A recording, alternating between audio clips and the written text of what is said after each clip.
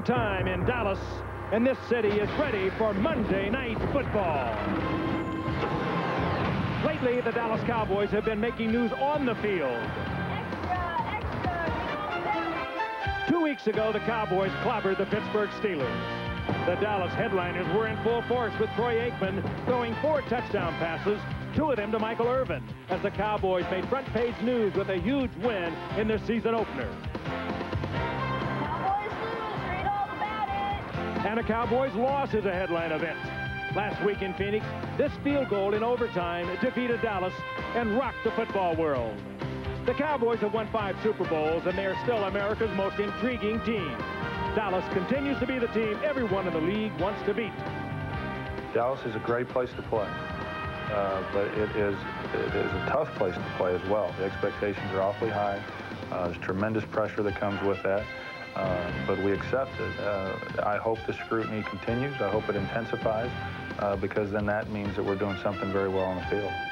Tomorrow's headlines in the city of Dallas will be made tonight when the Philadelphia Eagles face the Dallas Cowboys on ABC's Monday Night Football.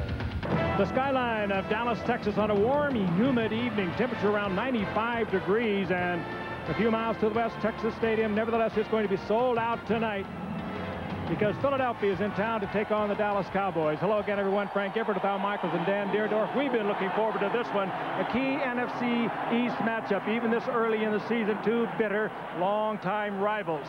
And both of them are coming into this game 1-1, and fans of the Dallas Cowboys have to be wondering which team is going to show up, the one that lost to Arizona last week or the one that clobbered the Pittsburgh Steelers 37-7 in the season opener. The same could be true for Philadelphia fans and head coach Ray Rhodes.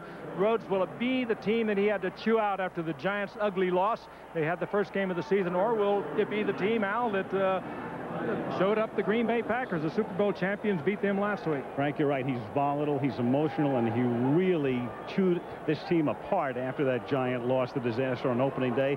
A day in which he started with Ty Detmer at quarterback and finished with Rodney Peete. Went back to Detmer last week against Green Bay. He engineered a great 80-yard drive at the end to cement a 10-9 victory. And that's the type of game that the Philadelphia Eagles will have to play to beat the very good teams. Low scoring, grind it out. And thus I think the key tonight is Ricky Waters and a big night on the ground. If Ricky Waters can control the football for Philadelphia, carry the ball, let's say 22 to 25 times, gain 120 yards, they have a decent chance to win tonight's game. He has to come up big, or else. Against the Dallas Cowboys, Dan, a team that has a lot of guys who come up big very often. Week in and week out, Al, doesn't it seem to be? And Troy Aikman at quarterback has not thrown an interception yet through the first couple of weeks.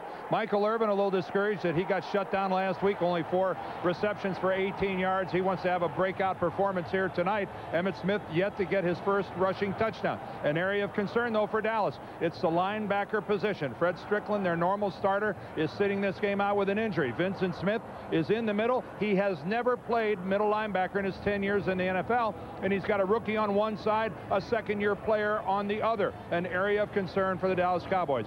If you're a Deion Sanders fan, you're going to see plenty of him tonight.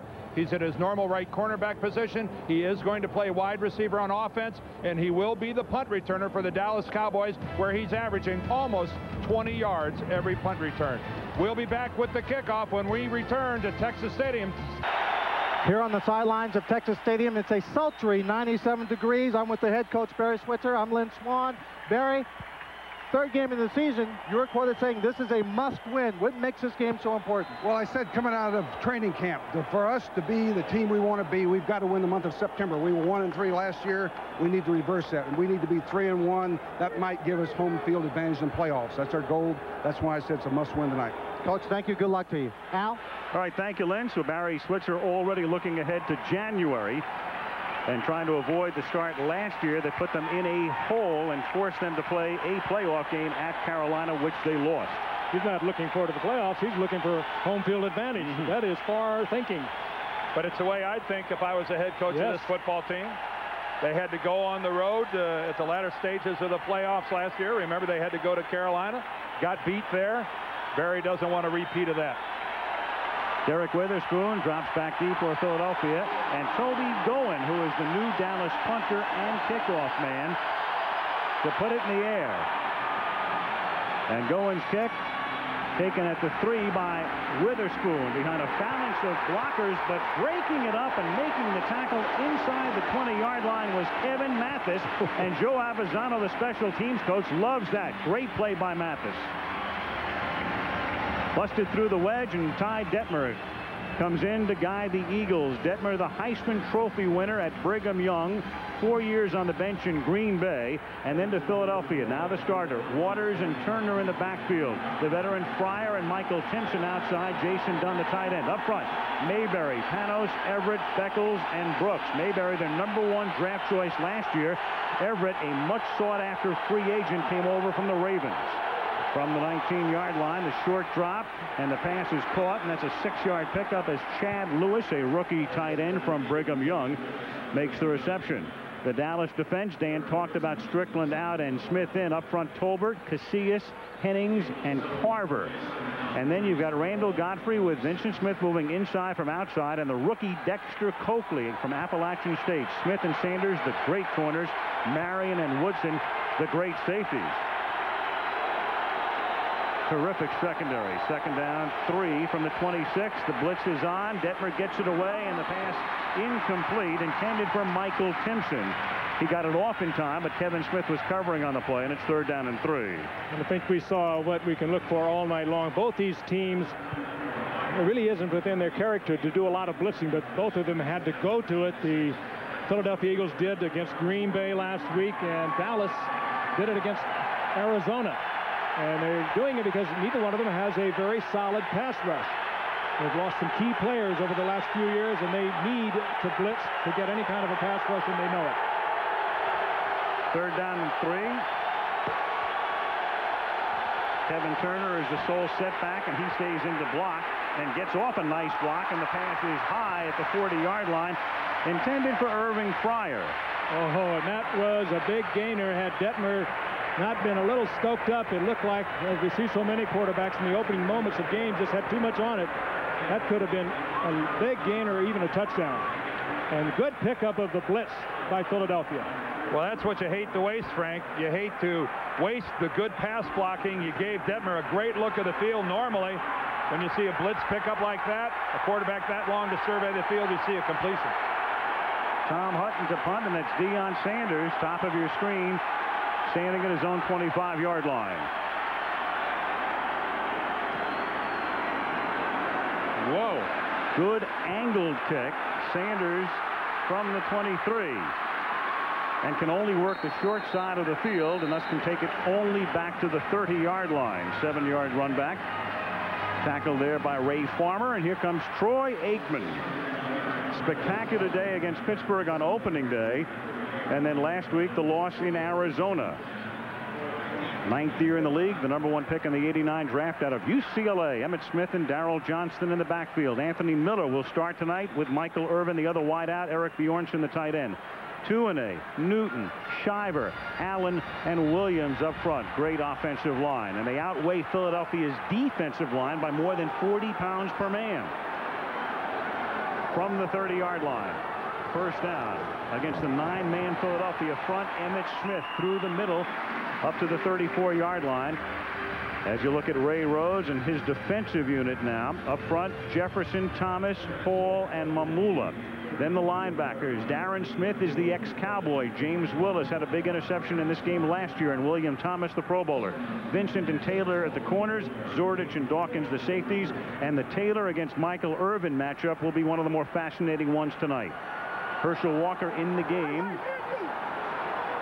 And split left for Dallas. 2nd down and 6 from the 34-yard line, and they keep it on the ground, and Emmitt Smith gets bunched up as he probes the left side. Stopped there by Mike Mamula and Rhett Hall. It'll be 3rd down and 5. Nice play there by Mike Mamula, who's really an undersized defensive end at only 252 pounds, going against huge Mark Tuanay, and he stood him up, got underneath, and made the tackle right at the line of scrimmage. This guy's predominantly a pass rusher, and anytime you get that kind of a stellar run defense out of Mamula, you're ahead of the game. There he is at the bottom of the screen. Look at that good leverage. Gets underneath Tuanay, casts him aside, and gets in there and gets in on the play. 3rd down and 5 from the 35. Dallas's opening possession Aikman, and bumped out of bounds, and drawing the flag was Michael Irvin. Troy Vincent was locked up with him that time, and Vincent forced him out of bounds, precipitating the penalty. Forced him out. He hit him after the 5-yard area where he's allowed to hit him. But the blitz by Philadelphia on the first passing situation, we're going to see a lot of it tonight. And Irvin and Aikman reading it and getting the flag. It locked up one-on-one. It's Troy Vincent, Michael Irvin, and there is the shove that draws the flag. And what Troy Vincent could have been thinking, I have no idea. I'm beat deep. I'm going to save myself. He just went ahead, and that was an all-out chuck about 15 yards down the field. I really think he thought he was beaten. Now it's Taylor lining up on Irvin at the 47-yard line. First down, Dallas. Good protection, pump fake, going deep, and too deep, intended for Anthony Miller, who last week was limited to only a couple of plays because of a hamstring pull. And Aikman and Miller just haven't worked together that much through preseason and the early regular season. Boy, that's a good thing to do early in the game and just show you've got a man that can go deep. He locked him up at Troy Vincent this time. Vincent gets a little touch on him, I think, right here. If he tries to go by him, no, he doesn't. Aikman just overthrew the ball, and he hit it right on the head, Al. They just have not had a chance to work. He was hurt during training camp. He's been out for a couple of weeks, and he's limping around with a hamstring. They just haven't had the time to work. 2nd and 10 from the 47 out of the familiar eye. It is Emmitt Smith. They got a piece of him in the backfield. Mike Mamula was there to slow him down and limit his gain to a couple of yards. 3rd and 8. Well, one of the things you need at cornerback is fabulous confidence. Right now, Troy Vincent has to be a little rattled. He knows where they're going to go. He gets a penalty against Michael Irvin, and he knows only because of an overthrow does he not get beat for a touchdown there. Now here's Bobby Taylor and Michael Irvin. This is our marquee matchup tonight. Check this out. Yep, two guys about the same size. And then the Eagles drafted Bobby Taylor to play Michael Irvin. Nice to meet your acquaintance. And Aikman gets sacked. The ball is loose. And there's Bobby Taylor. Scrambles for it, and Philadelphia has it. Bobby Taylor created the fumble. Troy Aikman goes down, holds his arm. Ray Farmer recovers it, the linebacker. Aikman did not even see Taylor coming off the corner. We talked earlier about the blitz, and we are seeing it on every passing situation by both teams thus far tonight. And normally from the right side, you'd think Aikman would be able to see him. A complete surprise with the Taylor hit. Watch this pass rush, all from the right side of the Dallas offense. Nobody even comes from the left. Troy's looking to the left. Of course, sees no pass rush whatsoever and gets blindsided from the front side by Bobby Taylor. Really a big chance by Emmitt Thomas and Eagle defense, Frank. Great creative work by Emmitt Thomas, the defensive coordinator. And now Ricky Waters, the first carry of the night, and Waters has a first down to the 30-yard line, faking the end around, faking the sweep. Irving Fryer moving through the backfield, and then Waters takes it over left guard, and a big gain, a 15-yard pickup for Ricky. Boy, and this is what they like to see. Ricky Waters getting off to a good start. Good, strong offensive line. They haven't played that much together, Dan, but they're good. And this is not the Dallas defense of old in the front 7. We talked about the linebacker position. Front 4's having problems of their own as well. Waters can barely get out of the backfield as he probes the left side. Shante Carver breaks the play up. It'll be 2nd down and 10. Yeah, we talked about how small Philadelphia was defensively in the front 4. Well, Dallas they're not all that big, and they're 2 corner linebackers. Coakley and Godfrey, they go about 235, with Coakley going about 215. This is a speed defense. They've got speed to burn, but they've not played together very long. They're a ways away from gelling. 2nd and 9. Fryer in motion from the 29. A deep drop by Detmer. The protection is good. The pass is knocked down by Brock Marion. Oh, did he time that out beautifully? That could have got a flag just a fraction of a second earlier, and it would have been a flag. He is the least heralded of that secondary, but he's great. I mean, Woodson goes to the Pro Bowl almost every year. You've got Kevin Smith, who's a great cornerback, and then there's Dion, who speaks for himself. And then you've got Brock Marion, who sort of gets lost in the mix. Boy, Marion coming right over the top, and very risky, but a great deflection by Marion. 3rd and 9 from the 29. No score. 4.5 minutes into the game. And Detmer gets sacked at the 33-yard line. Shante Carver, 2 big defensive plays by Carver, and the Eagles will have to settle for a 50-yard field goal attempt. And Carver now coming into that #1 draft choice status that he had in 1994. A lot of people wondering why is it taking so long for him to evolve into a quality player. He's working on the left side. He beats Mayberry to the inside. He goes right through Ricky Waters and smothers Detmer. He beats 2 guys to get that sack. It's that speed you were talking about, too, Dan. He's only about 250, 55, but he is very, very quick. And Bonio's best, Al, is Gonzalez. They're not going to get this off. The booing is for Bonio, and they announced that Bonio will try the field goal. They consider him, of course, a traitor because he was a free agent. Dallas doesn't like to pay its kickers very much. Philly says, come on over, and he did. Timeout. It's the Cowboys' home opener, and after the Philadelphia timeout, here's Bonio for what would be officially a 49-yard field goal, spotted just inside the 40. Tommy Hutton puts it down, and the ex-Cowboys kick is long enough, and it is good. So Chris Bonio, who won so many games for the Cowboys over the past 3 years, opts to sign as a free agent, and there is the new Dallas kicker, Richie Cunningham, awaiting his chance. But for the moment, it's Bonio and Philadelphia leading Dallas 3-0.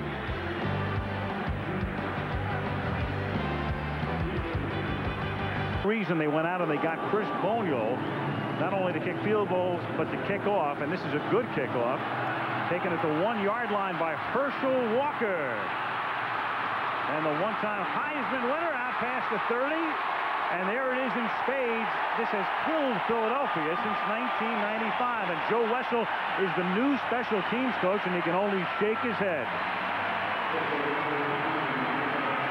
Monday Night Football is being brought to you by Bud Light. If you want great taste that won't fill you up and never lets you down, make it a Bud Light.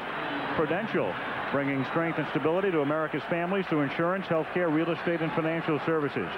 Ford and your Ford dealer. Have you driven a Ford lately? And new Ruffles the Works. Now that's a potato chip. 42-yard return for Herschel Walker, and Dallas starts at its own 43. 3-0 Philly. 9:26 left in the opening period. Aikman with that familiar deep drop off the play fake and then throws into traffic. A badly set up screen intended for Emmitt Smith. Boy, that was a nice job by Rhett Hall, a defensive tackle who was shadowing Emmitt Smith. When you come with different blitz packages, different people along that front are responsible for the short screens. That time it fell to Rhett Hall, a defensive tackle who floated out there. He killed that thing. And you can see the name Dent, number 95. You bet, if you haven't been reading the papers, that is Richard Dent. He'll be 37 years old this coming December. And this is Emmitt Smith taking it up to the 47-yard line, and where he's tackled by William Thomas. Thomas, Pro Bowl linebacker. Emmitt Smith, Pro Bowl running back. Emmitt, a 4-time rushing champion. Last year, injured a lot. Ankle bothered him, had off-season surgery, but had a big night last week against the Arizona Cardinals before bruising his ribs. And Al, he hasn't been to the end zone in a while. No, he hasn't. He had 201 yards in the first 2 games. Had to step out of the Arizona game, though, because of a bruised rib. Hasn't scored a touchdown in the 2 games this year or the last 2 games last year. Longest drought of his career. 3rd and 6. Here they come again. Dawkins on the blitz. And the pass is broken up as Aikman winds up on his back. The pass intended for Anthony Miller. And good coverage on the play downfield despite the blitz. Boy, it is so risky to do what the Eagles are doing. They, on every passing situation, are coming. They're really creative kinds of blitzes, too. I mean, they're coming from the corner. They're coming from the middle. They're dropping linemen off into coverage. Sooner or later, it's going to get picked up, and a man is going to come free. You almost get the feeling Buddy Ryan is back. But look how effective they were doing it last week in pressuring Brett Favre. Favre was out of sync the entire football game, and let's face it, so far this game, so's Troy Aikman. Toby Goen, the rookie punter from North Texas, floats one to the 15 where it's fair caught by Mark Say. Eagles take over at that spot. 8:25 left in the opening period. Philadelphia 3, Dallas 0. 15 years as teammates, 2 and A and base. Now Philly from the 16-yard line. This drive commences with a Ricky Waters ramble over left guard up to the 20-yard line for a gain of 4. Ty Detmer won the Heisman Trophy as a junior at Brigham Young in 1990. Did not win it as a senior, and then was drafted in the 9th round by the Green Bay Packers in 1992. They don't even draft that many anymore. That's right. 9th round is history, and there's Rodney Peete, who was the starter a year ago, but was hurt in that Monday night game, knee surgery, and that gave Detmer the opportunity to start. 2nd and 6, and this play is over before it even begins because of a whistle from our referee tonight, the golf pro Ron Blum. Well, we had a Cowboy flinch, and then one of the Eagles false started. Looked like the tight end on the far side. False start, 87 offense, 5 yards with each 2nd down. That's where Jason Dunn, the tight end, bit when one of the Cowboys gave him that little move like he was going to come across the line of scrimmage. It's legal to do that defensively as long as you don't come across the line of scrimmage. Makes it 2nd down and 11 from the 15-yard line. And Ricky Waters gets back to the 20. Tony Casillas is there to make the stop. Speaking of that 92 draft, it was pretty fascinating when you think about it. Take a look at on the left-hand part of the page, the first 8 quarterbacks chosen. And then on the right side are the late-round guys, 6th and beyond. Blake, Graham, Johnson, and Detmer are all starters. Blake in Cincinnati, Graham with the Arizona Cardinals. Ty Detmer right here, taking his team to the line on the 3rd down and 6, stepping up as he feels the pressure, and then throwing, and it is not caught at the 31-yard line. Irving Fryer, the intended receiver, and Darren Woodson covering on the play. 4th down. Boy, the blitzing continues, Dan, on every passing situation. Both teams thus far have blitzed. But you see why this Cowboys secondary is so good, because again, the Eagles picked up the blitz. They gave Detmer all kind of time to find receivers open somewhere, and there weren't any. Outstanding coverage by Dallas. They got 2 great corners, Deion Sanders and Kevin Smith, both terrific cover men. And here's a punt returner that's averaging what, almost 19 yards a return. Deion Sanders. Tom Hutton, the left-footed kicker. Deion calls for the fair catch and pulls it in at the 38-yard line, then got hit, and that draws the flag. Deion helping Ray Farmer up and says, "Thank you very much."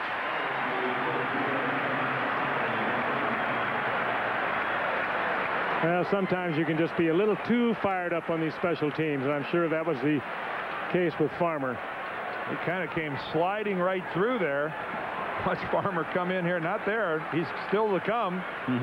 Not like it was going to be terribly damaging. No, but you can't do it. No, you can't do it. He's entitled to protection when he makes that fair catch signal. This Bigman, too. It's, once again, the Cowboys get outstanding field. In Ann Arbor. Just in case you were likely to forget. We'll keep an eye on it. Here's Aikman looking to haul it in at the 35. Bobby Taylor right there, but a great pass. No way Taylor could make the play on that ball. Boy, what a team. Aikman and Irvin. And that's what a 6'2 receiver brings to the dance when he can go up for a ball like that. And then he dances on the sidelines for you. Really the only spot the ball could be. Taylor's there. See him use those hands, though. He is a very physical receiver in every aspect. Now they go back to Emmitt Smith. Gets into some traffic, but still picks up 5, taking it to the 30-yard line, where he's stopped by Hollis Thomas. And he followed Larry Allen up through the hole. Boy, it must be fun to follow 330 pounds up through the hole when it can run like Larry Allen. Say when he can outrun you. This is a guy that he brings a cement mixer to the party when he shows up. Probably the best offensive lineman in football right now, Larry Allen, the right guard of the Cowboys.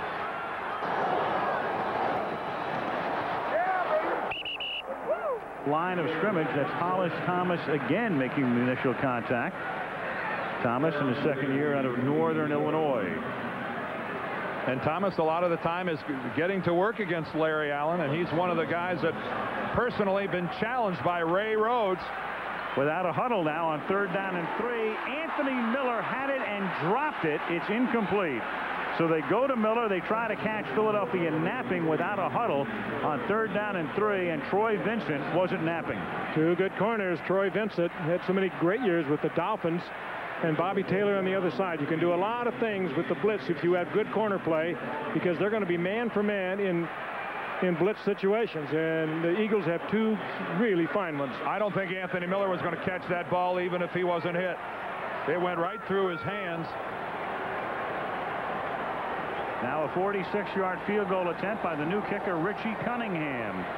And Cunningham, replacing Chris Boniol, boots it through. Joe Avisano applauding Richie's 9th successful attempt in 10 tries, and that ties it with 5:15 to go in the first.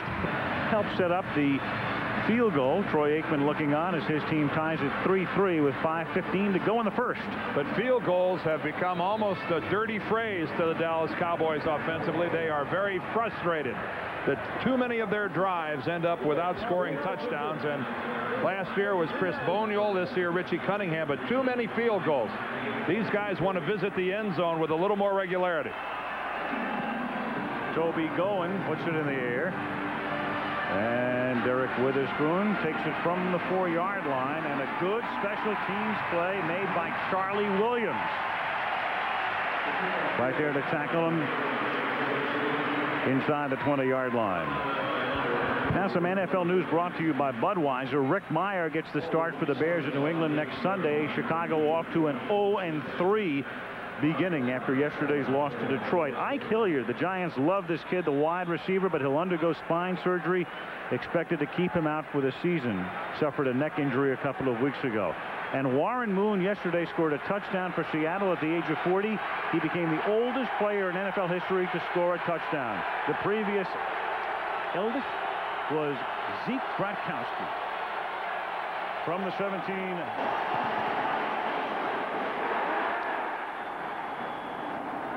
But Antonio Anderson, a good-looking rookie from Syracuse, right there to trail him and stop him, and there's the defensive coordinator, Dave Campo. Boy, and I'll tell you, with Leon led out until the 14th game of the season for substance abuse, Antonio Anderson could develop, Dan, into what they need. A big man on that line, a run stopper, and you see right here, he has great quickness. For a guy that size, stop and think what you're looking at, a guy at 320 pounds floating down the line of scrimmage and lassoing Ricky Waters. 2nd down, 10. Detmer guns it, tipped, and Fryer can't make the catch, and then it was nearly picked off by Kevin Smith. Incomplete. Boy, we are seeing some receiver-cornerback matchups here so far in this game that are turning into big-time tussles. It really is beautiful to watch, too. They're so athletic, both the receivers in this game, particularly Irving Fryer and Kevin Smith. Remember, in '95, he was injured in our opening game, guys, who tore his Achilles tendon out the entire season, came back as a starter last year, and he's back 100%. Well, he came back 100% last year, remarkably.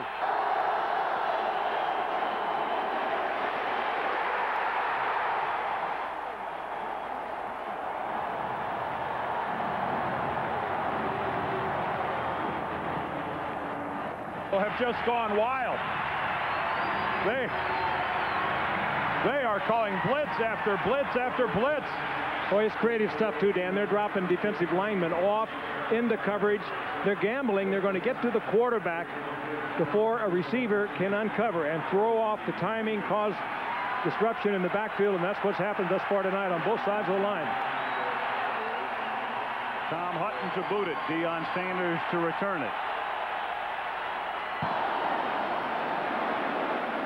Liner, short kick, fair catch, called for and made by Sanders. A 38-yard punt. Deion has it at the 49-yard line with 3:45 to play in the opening quarter. You can feel the electricity, the tension. As we talked about the defensive coordinators gambling tonight. It's almost reflective of this rivalry, which has really become, I mean, Philadelphia-Dallas has always been a good one, but I think it's one of the best in the league right now. It certainly is, and that's because Philadelphia has proven that they can beat Dallas. That's what makes a good rivalry, when you actually fear that the team coming in here is going to beat you. Philadelphia won here last year. They've split the last 4 games. And you, excuse me, Dan, you do that kind of blitzing, you're going to get a big play. If they keep this up during the course of the night, we're going to have some big plays. Yep, 1 of 5, you see Aikman, but I'll tell you what the biggest concern right now for us Philadelphia is Dallas getting this outstanding field position time after time. Aikman, the fake, and then the pass is incomplete. Again, he and Anthony Miller, because of the lack of work that they've had as a twosome, unable to connect again. Well, I'll tell you, though, that was overthrown by Aikman. That's unusual. He is such an accurate passer. Well, the sidebar story there is Vincent beat one more time. Troy Vincent in a trail position there. Not even in the picture. Troy has not had his best days against the Philadelphia Eagles. Aikman has really struggled. On the other side of the coin, Emmitt Smith has had some fabulous days against Philadelphia. 2nd and 10. Troy Vincent needs to tighten things up.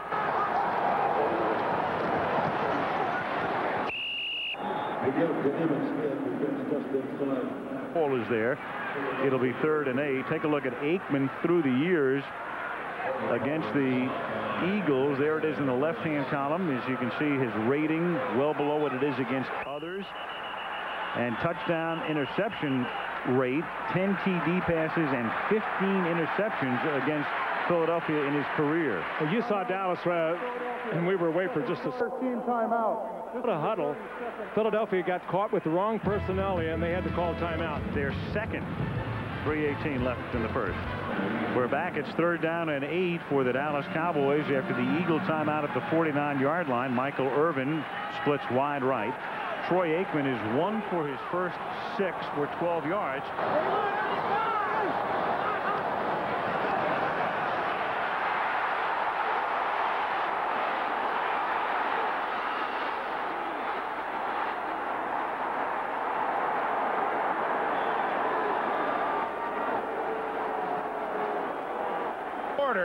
Here in Texas.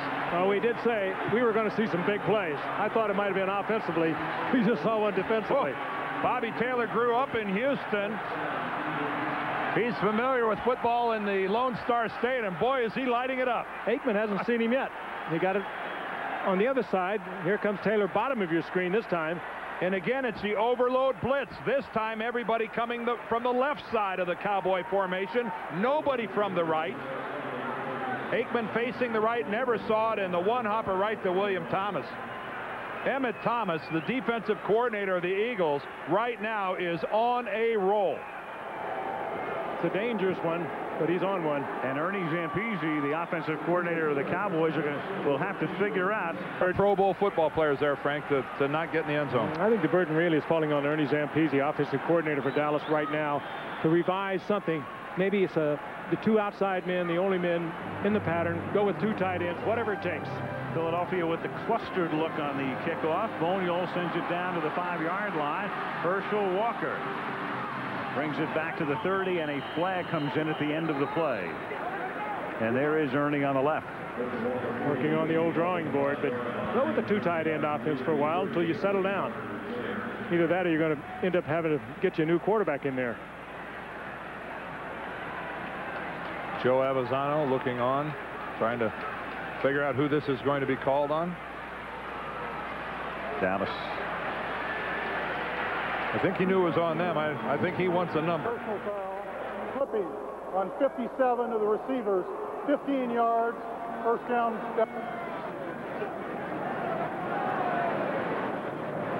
A linebacker tonight.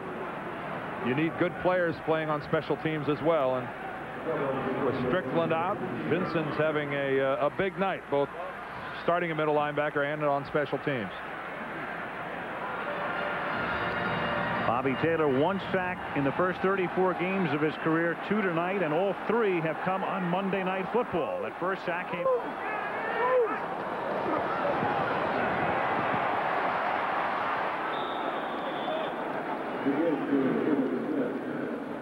A 2nd down and about 7. And Dallas did open that series with the 2 tight end package.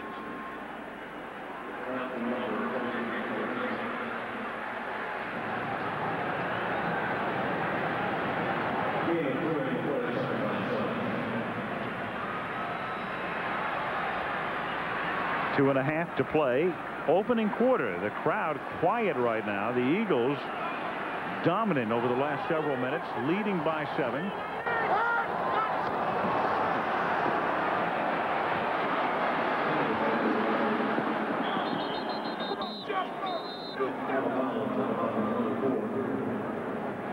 Was the man who flinched.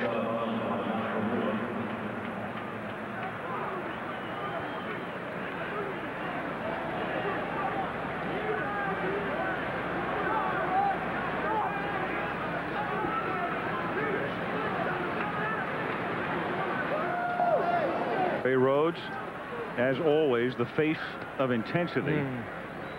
Don't you get the feeling he could just will his team to play better than this? I think he has. Over the last 2 years. Offside, no shackle defense, 5 yards, repeat second down.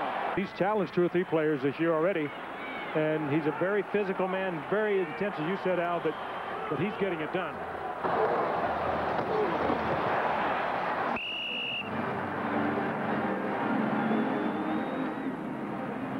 After that Giants game. In fact, I think somebody counted up like 52 expletives in 40 minutes. He got a note from his mother who said, "You've got to stop this." And Ray said, "Mom, you have to understand, I've got to get a message to my team." And it's a basic message.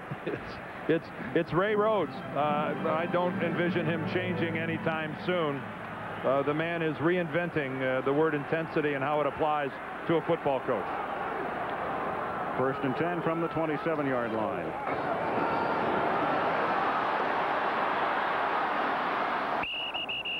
Home.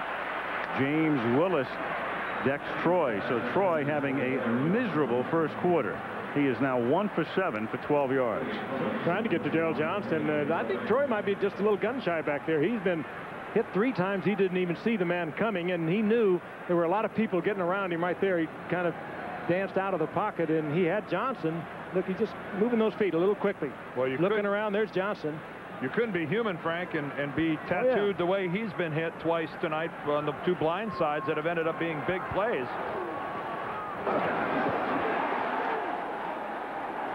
Mamula with a big play. Not all that big, but we've seen tonight how quick Mamula is. And he is 4 yards in the Dallas backfield. Mamula all over Emmitt Smith before he even has a chance to turn upfield. Final minute of the period without a huddle on 3rd down and 12. Aikman guns it out pattern intended for Miller, and that's incomplete. Troy Vincent is there. Well, he was there too that time. Vincent, fine coverage on the speedy Anthony Miller. And listen to the crowd boo the Cowboy offense as it comes off the field. And that is akin to a standing ovation for the Dallas defense. I mean, for the Philadelphia defense, rather. Well, Vincent was all over this. Aikman had no choice. Pretty soft turn to the sideline.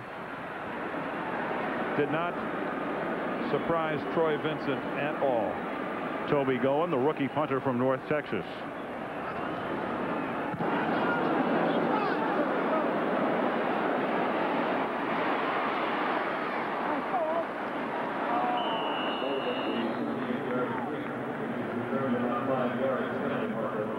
Williams.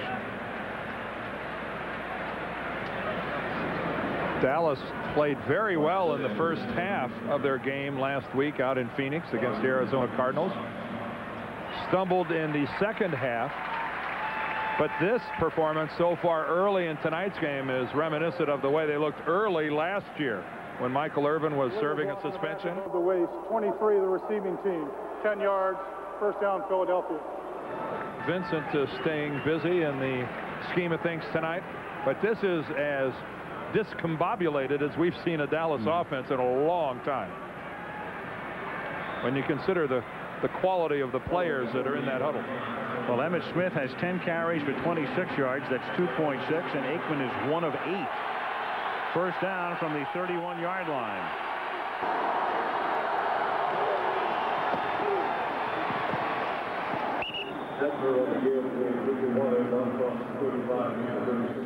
Who has owned the Eagles since 1994. Richie Kotite was the coach then. Richie was fired. Spirit of Akron providing that shot. As we start the second quarter, Al Michaels, Frank Gifford, Dan Deerdorf, and Lynn Swan. Philly up by a gain to the 39-yard line. It'll be 3rd and 2. He's tackled there by the rookie Dexter Coakley. Philadelphia would really like to go back to a run offense. I feel that strongly. If they can get any kind of a drive going, I think that we'll see a lot more of Waters. The fella in the T-shirt there in your picture was Fred Strickland, a normal starting middle linebacker.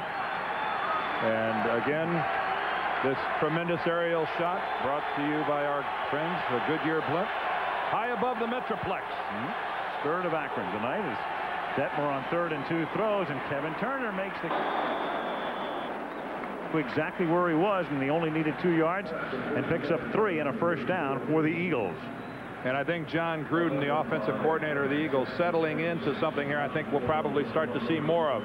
In those 3 plays, we saw back-to-back carries by Ricky Waters. I think he'd like to see Ricky become a bigger and bigger part of this game as it moves along. He is their best football player by a long, long ways. He needs to touch the ball a bunch tonight. From the 42-yard line, a whistle before the snap. Boy, that was interesting. Woodson came up to the official, ran up, timeout. First charge, team timeout. A personnel problem they had, matching up.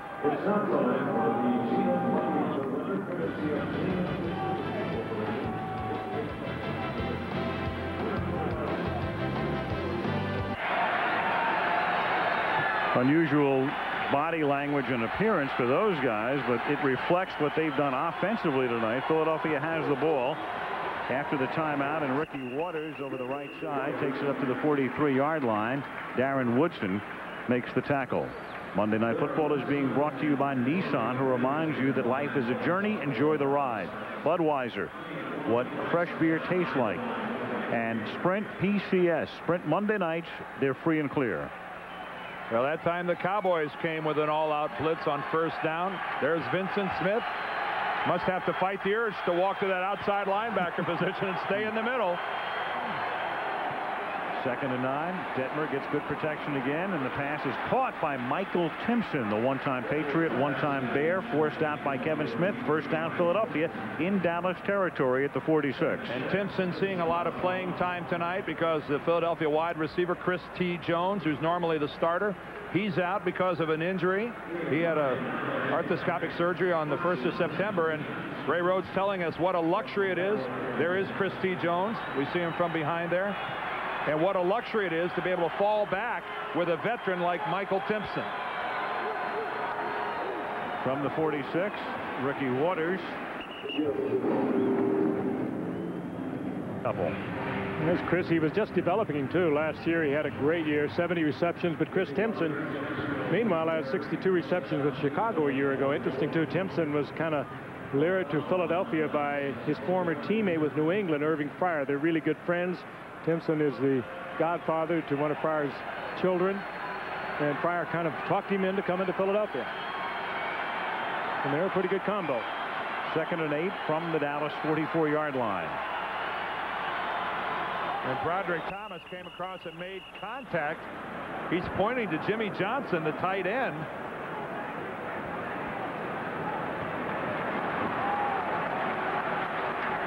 Encroachment, 51 defense. 5 yards, repeat 2nd down. No, that's a case where Thomas thought that he'd be able to draw the 5-yard penalty.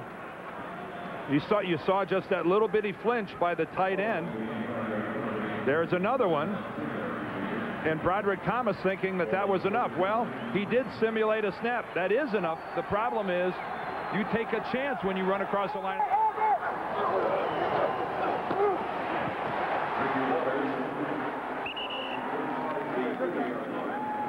By Darren Woodson. I guess I'm saying Thomas forced the issue. If the official saw it, he's going to throw the flag. You're running across and tapping him like that is an unnecessary risk. Philadelphia with a good drive now, starting at their own 31-yard line. I'll mention that 9-minute drive they had against Green Bay for their go-ahead touchdown. From the 30-yard line, a rookie again, big hole, little hurdle move, 7-yard gain, stopped by Brock Marion. That's his 10th carry of the night. Rookie's already gained 53 yards. You see Steve Everett level Bill Bates. He just buried him. Philadelphia. Well, Bill, I think, is saying this wasn't part of the job, playing nickel right here, having to come up and take on a 300-pound center.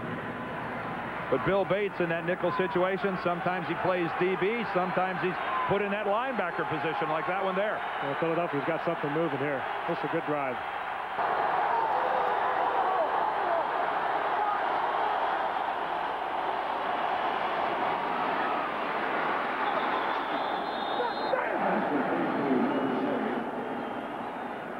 An obvious audible by Detmer as he moved the offense around. Saw the alignment of the Cowboys defensively and switched into what they worked on all week. Irving Fryer moves to the inside, clears out the area, puts Brock Marion in the difficult task of having to come all the way across. Well done, Philadelphia.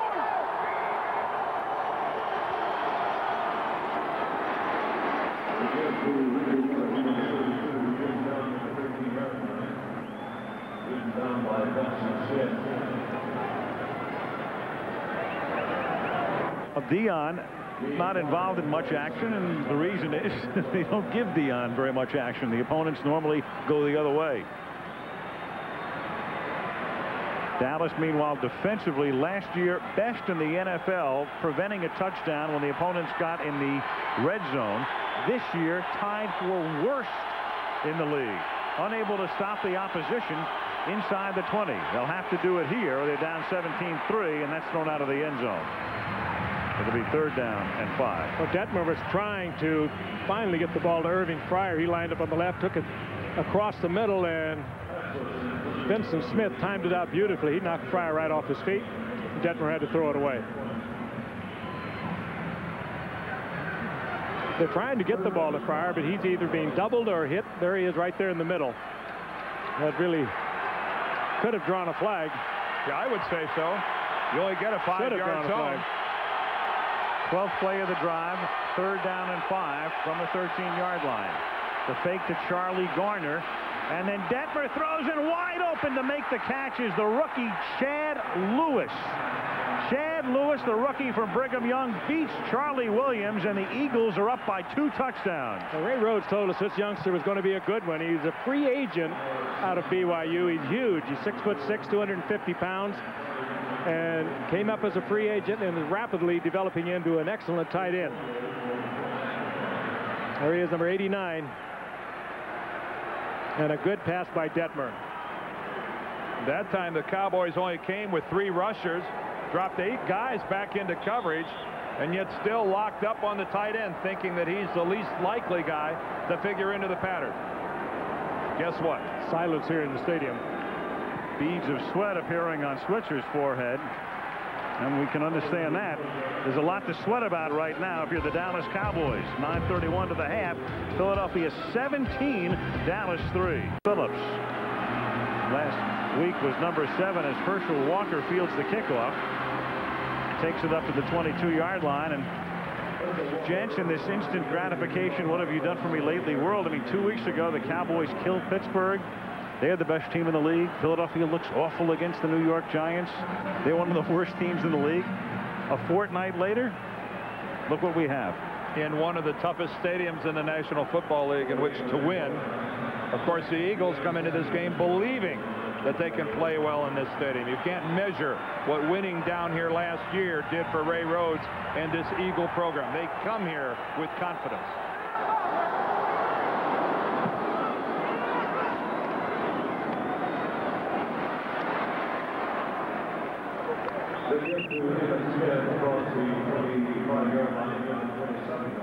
To go in the second quarter. Philadelphia on top 17-3. I think a lot of it right now, Philadelphia, as they did last week, is just playing with an incredible amount of motion. They are gambling, but I mean, it's sophisticated gambling. The blitz that they're coming with, well designed by Emmett Thomas, the defensive coordinator, and I think working hand in hand with Ray Rhodes. His expertise in this game is defense, and that's what he cares the most about. They've done a wonderful job tonight. 2nd and 6. They give it to Smith again. Emmett, a little juke move up to the 29-yard line. It'll be 3rd down and 4. He's tackled there by James Willis. Right now, defensively for Philadelphia, their speed is really starting to show. Look how every time somebody offensively for Dallas has the football, how many Eagles are getting to him and getting to him in a hurry. His temperature, too, at Arizona, it didn't seem to affect Arizona like it affected Dallas. We have almost the same temperature tonight. In the second half, it really got to the Dallas Cowboys. Philadelphia worked this week under warm conditions, anticipating the kind of heat that they would have down here. Emmitt Smith, and for the first time tonight, the Dallas Cowboys convert on a 3rd down up to the 37-yard line, tackled by his former teammate, ex-Cowboy, current Eagle Darren Smith. And that's a sight, and that's a result that the Cowboys ought to stick with for a while. When you're struggling, go to the guys that have produced for you before. And in this case, get the ball to Michael Irvin, get the ball into the hands of Emmitt Smith. And you're really so much bigger, Dan. I mean, they should be able to take control of this game with that offensive line. They just haven't been able to do it.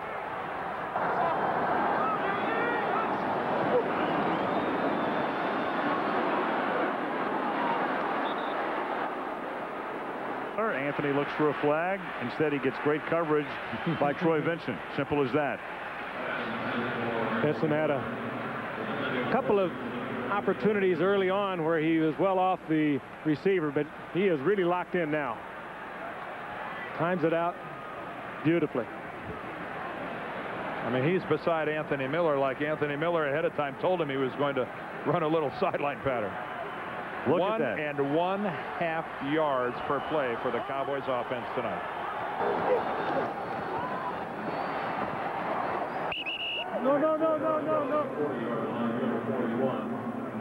And Ernie Zampese with 3 pens in hand, trying to find the right keys. Ernie look a little nervous, a little agitated to you? He has reason to be. On 3rd and 6, it's a wobbly pass, and Michael Irvin does get the flag. Bobby Taylor impeded him and knows it.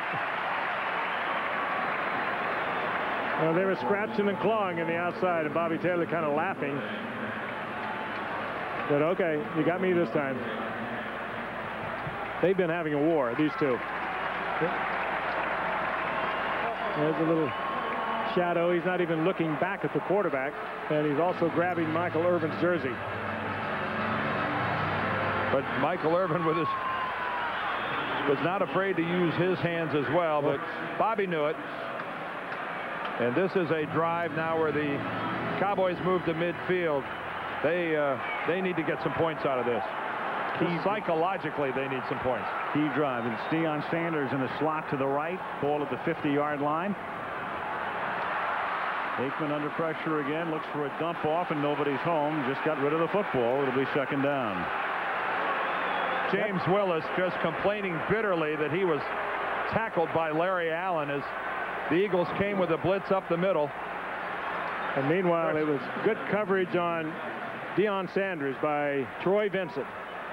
He was the intended receiver, and he got bumped coming off the line of scrimmage, and he never just developed into the receiver. Out of sync, the words that apply to the Cowboys offense. Take a look. There's Allen, 73. He goes out, and he kind of corrals a little bit, grabs the arm of Willis. But again, though, Aikman gets a good look downfield. 2nd and 2. But can only get to the 47, and James Willis is there to stop the play, 7 yards shy of the 1st down. 3rd down upcoming. Well, this is all speed. With Willis, Frank, with William Thomas, and with Darren Smith, I don't know if you have a faster set of linebackers in the NFL. This screen was set up pretty well, and they just collapsed back right into it and just destroyed it. Emmett tried to take it back in the middle, and you see number 50 coming down the line in pursuit. And William Thomas, number 51, forced Emmitt Smith back to the middle of the field, back to James Willis. Thomas about 220 pounds, and Willis about 235. Not big, but ever so fast. 3rd and 6 from the 47-yard line, and the pass intended for Sanders is knocked away, and a flag is thrown. They're going to say the ball was batted. Yep. If the ball's deflected, penalty will get picked up. Darren Smith, 56, I think, is the guy who did get a hand on it. No pass interference. The ball was tipped prior to the foul. No foul. Fourth down.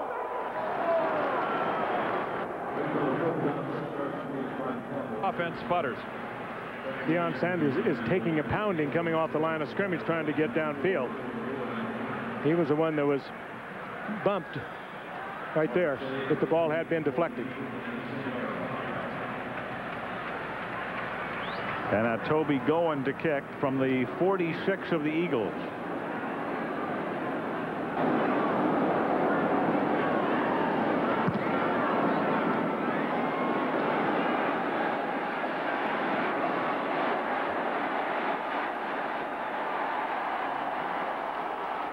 Yard line.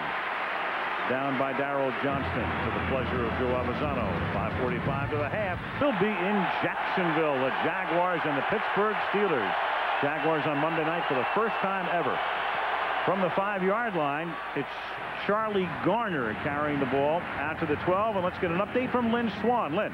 Al, at kickoff, we said it was an uncomfortable 97 degrees, and it remains uncomfortable. You're talking about Ray Rhodes' concerns for the heat.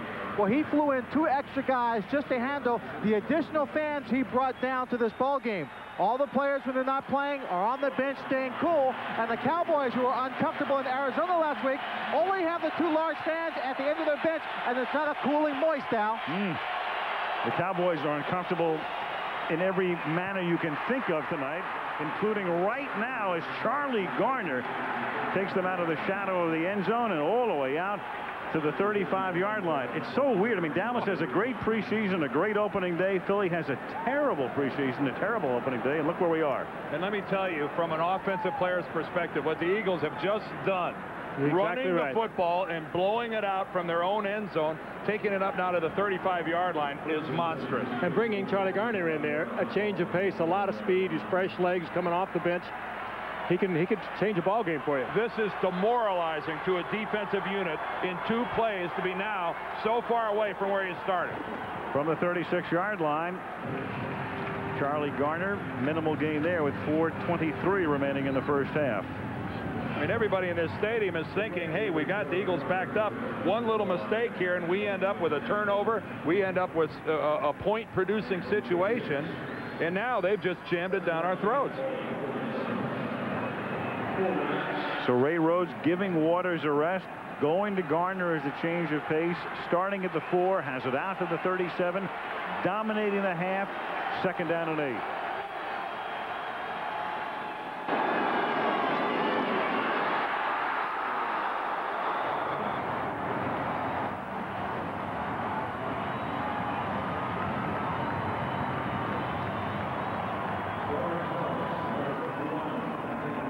Maybe went up in the air. It was a free-for-all between Thomas and Detmer. One trying to catch it, the other trying to make sure he didn't catch it. Thomas came close to getting to it. Detmer, I think, got his body in between Thomas and the ball. Very clever. Very, very clever. Pretty important defensive play here early in the game for Dallas. 3rd down and 8. They come with a blitz. The blitz is picked up. Detmer gets it away. It's caught at the 41-yard line, but stopped well short of the first down is Michael Timpson, and Dallas will get the ball back. And Aaron Woodson made the play. The strong safety who is so good back there. Good coverage. Comes up with the great run support, and he made the play.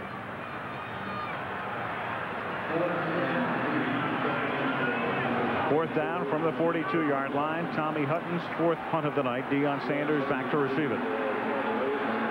Now time for a prime-time play from Deion. Really could give the Cowboys a lift.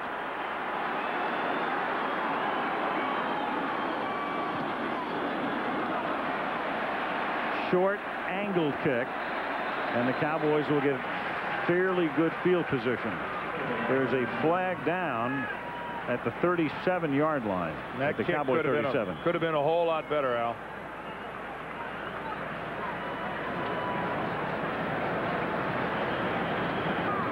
And Ron Blum, a golf pro, would know all about Shanks, but it's a face mask call against Dallas. Which, of course, the question now is, post-possession or pre-possession. If it's before the kick, that will give Philadelphia a first down. If it's after the kick, it'll just be an assessment against the Cowboys offensively. 15-yard face mask. The foul was committed prior to the kick. Yes. Eagles will enforced from the previous spot. 15 yards. Eagles keep the ball. Wow. That was probably on one of the outside men. It was 4th and 3. Penalties killed the Cowboys last week in the Arizona game. 12 of them for 115 yards. One negated what would have been a touchdown. And tonight, this is really a killer.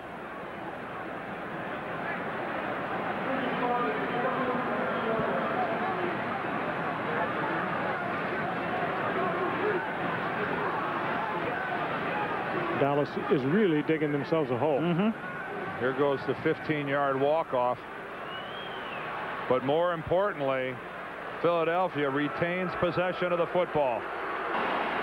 2:57 to the half. Garner is in the game. Charlie has the ball. Charlie takes it to the 36-yard line, picks up about 7, and Brock Marion makes the tackle. Detmer, apparently having communication problems, had pointed to his helmet as if to say, I can't hear the call. With a 17-3 lead, this is a back-breaking drive being put together by the Philadelphia Eagles. Without Ricky Watters, you see right there on the Philadelphia sideline. 2nd down and 3. Garner plays bumper cars in the inside. Kevin Turner with a block close to a first down, tackled at the 33 as we'll come down to the 2-minute warning. Garner's only 5'9", 185 pounds, but he has averaged carrying the ball over 5 yards per carry since he came up as a 2nd-round pick in '94. Very explosive, very quick. Well, Ty Detmer has come over to the sideline here at the 2-minute warning to try to get his helmet fixed. Did on both sides of the ball by the Philadelphia Eagles, reflected in that pensive look on the face of Emmitt Smith. It's first down Philly at the Dallas 33-yard line. And Charlie Garner giving Ricky Watters a breather and doing a great job in his stead as Ricky looks on, picks up 3, 2nd and 7. Well, Ricky does not like to take a breather, I can assure you, but he's looking out on the field, and Charlie Garner is chewing up big chunks of yardage.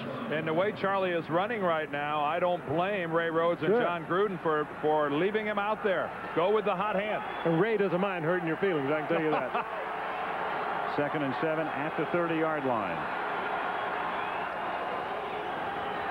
Detmer. Protection begins to break down. Good coverage by Dallas. And smart play by Detmer. 3rd down. I mean, I was so impressed with Detmer's play against Green Bay, and he was hit time and time and time again, and he didn't make the major mistake. He just was pounded over that game by the Green Bay Packers, but he did not make the mistake. The Eagles rushing the ball for over 6 yards a carry. The Cowboys barely over 3. Very productive, the Eagle running game. 3rd down and 7.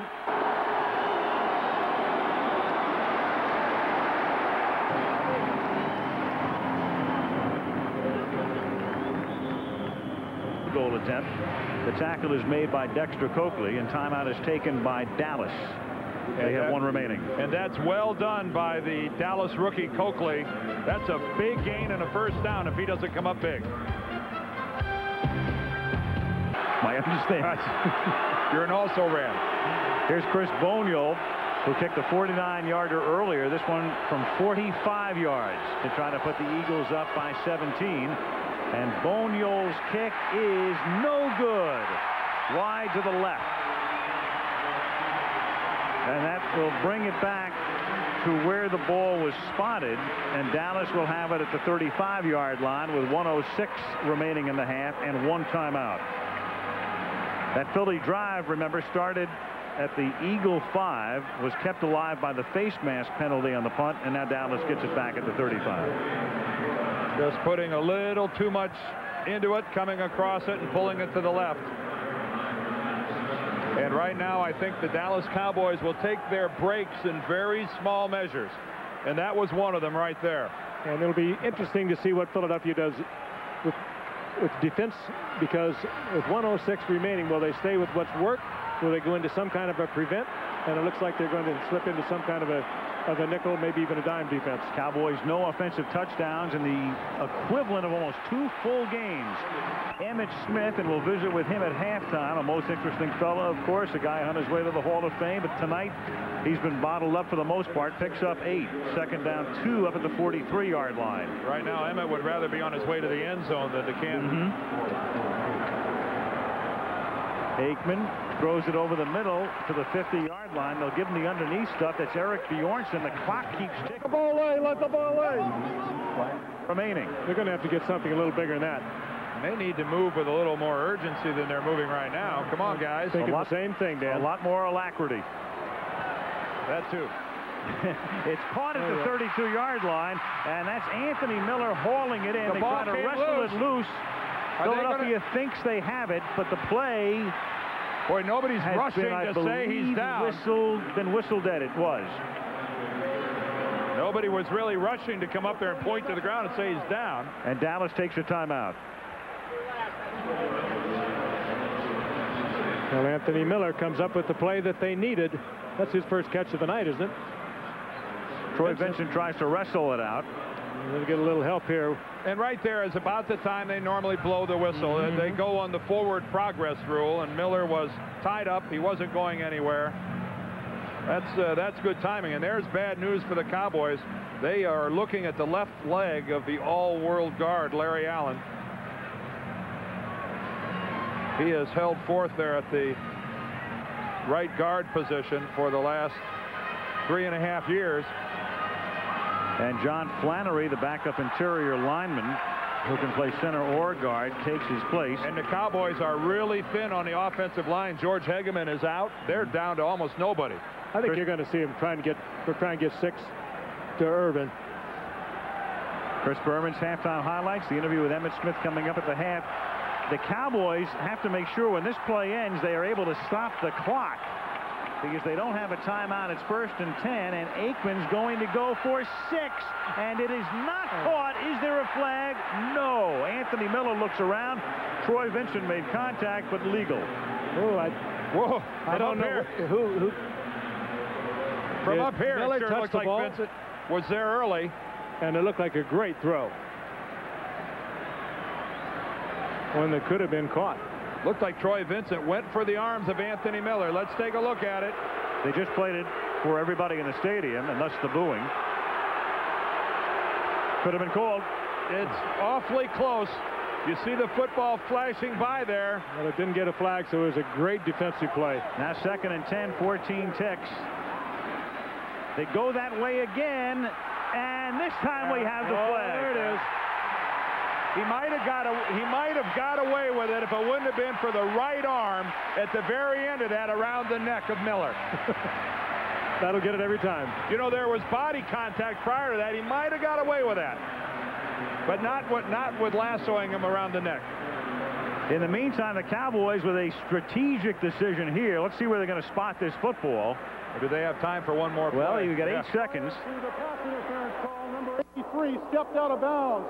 Therefore, he became an ineligible receiver, and we have no pass interference. Oh, baby! Can you believe that he stepped out of bounds? How many things can go wrong for the Cowboys? So the interference was after he came back in bounds. Well, he is technically an ineligible receiver after stepping out of bounds. You can't interfere with an ineligible receiver. It doesn't exist. And thus we have a 48-yard field goal attempt by Richie Cunningham to end the first half.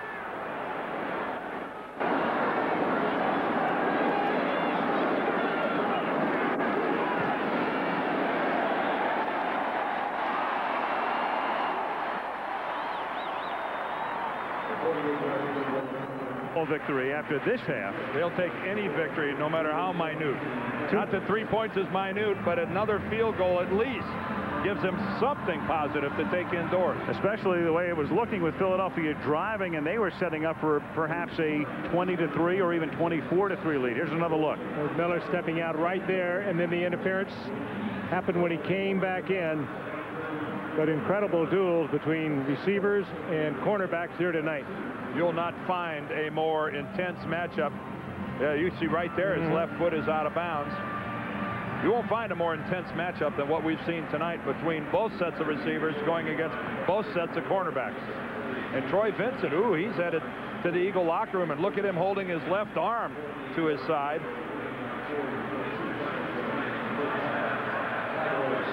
Boy, that would be some loss. With Troy Vincent in there, they are able to take Bobby Taylor, their big cornerback, and lock him up. Clock will start when an Eagle touches the football, and barring a penalty this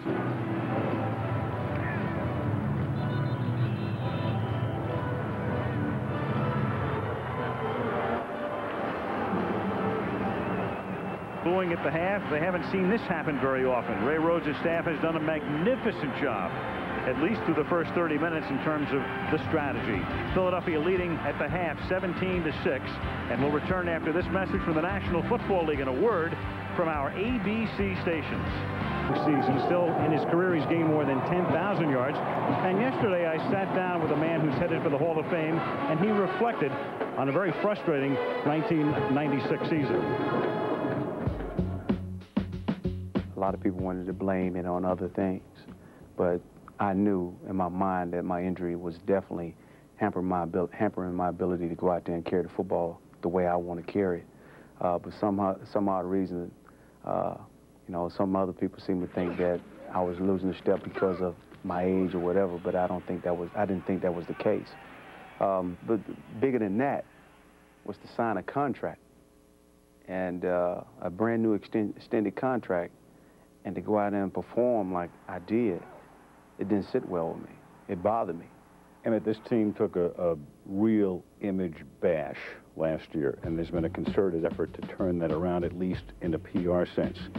Now, it's one thing to attempt to alter an image. It's another thing to actually change the foundation and the underpinnings of what created the problem in the first place.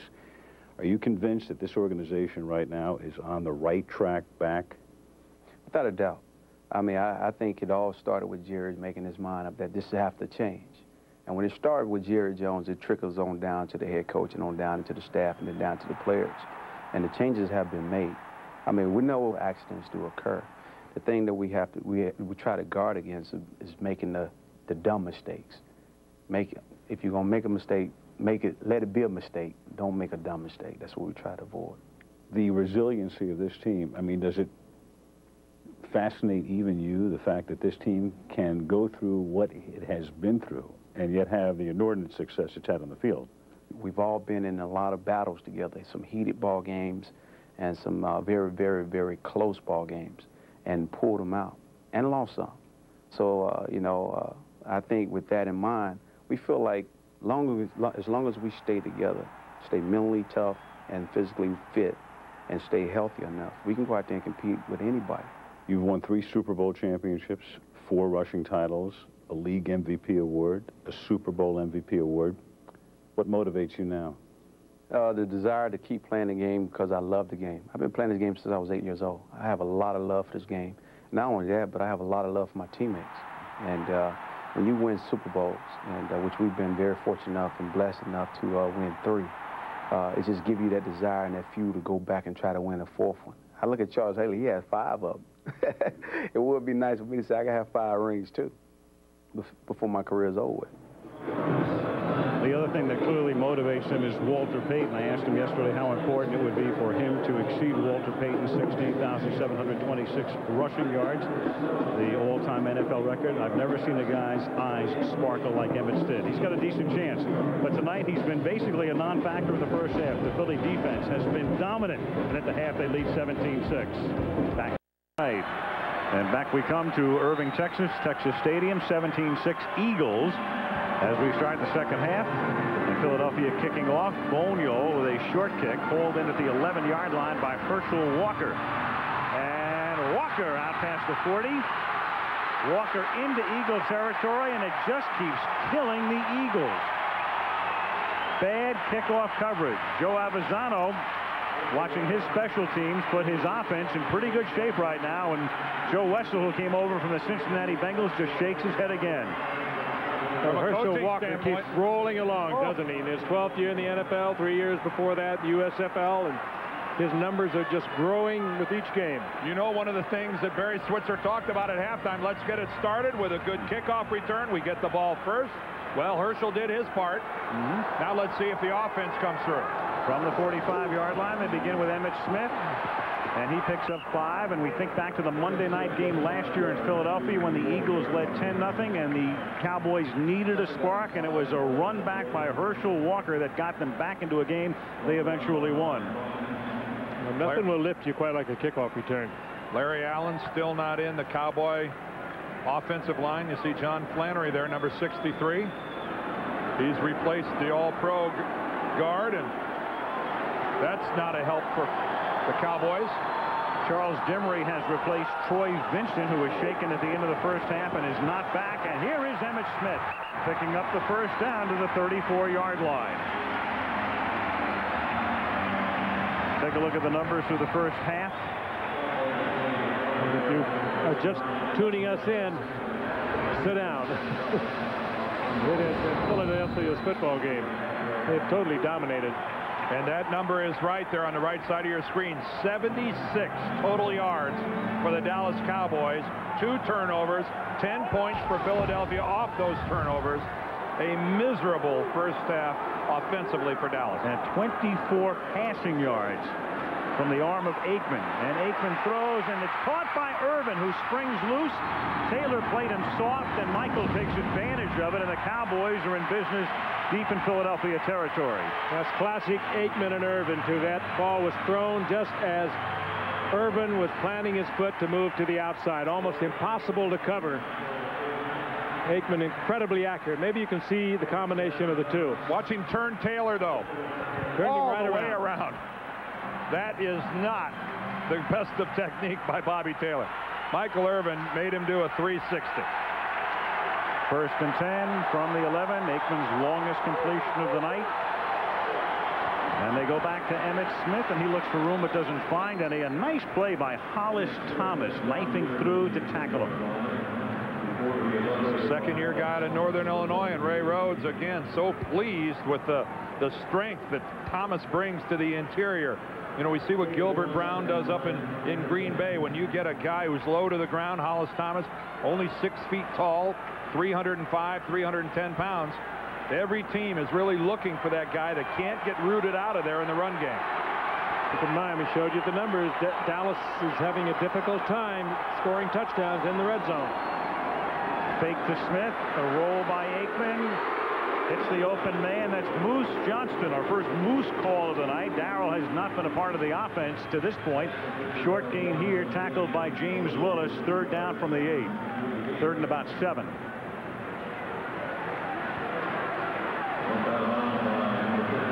Everywhere you look, one member of the Eagle linebacking corps is making a tackle, either inside or outside. These guys can run. That time it was James Willis. His turn to make the play. These guys have really developed some team speed in Philadelphia. Ernie Zampese there. Needs to roll a 7. Yep, and they run out of time. Down to 4 seconds on the play clock. They're still in the huddle. Aikman's got to take a time. So 3 minutes into the 3rd quarter, Dallas on times, no touchdowns. Here they are now. This fuse ignited by Walker, and now Aikman and the gang try to make it pay off. Walker with a big run back, but it's 3rd down and 6 now from just inside the 8. After the timeout, double tight end set.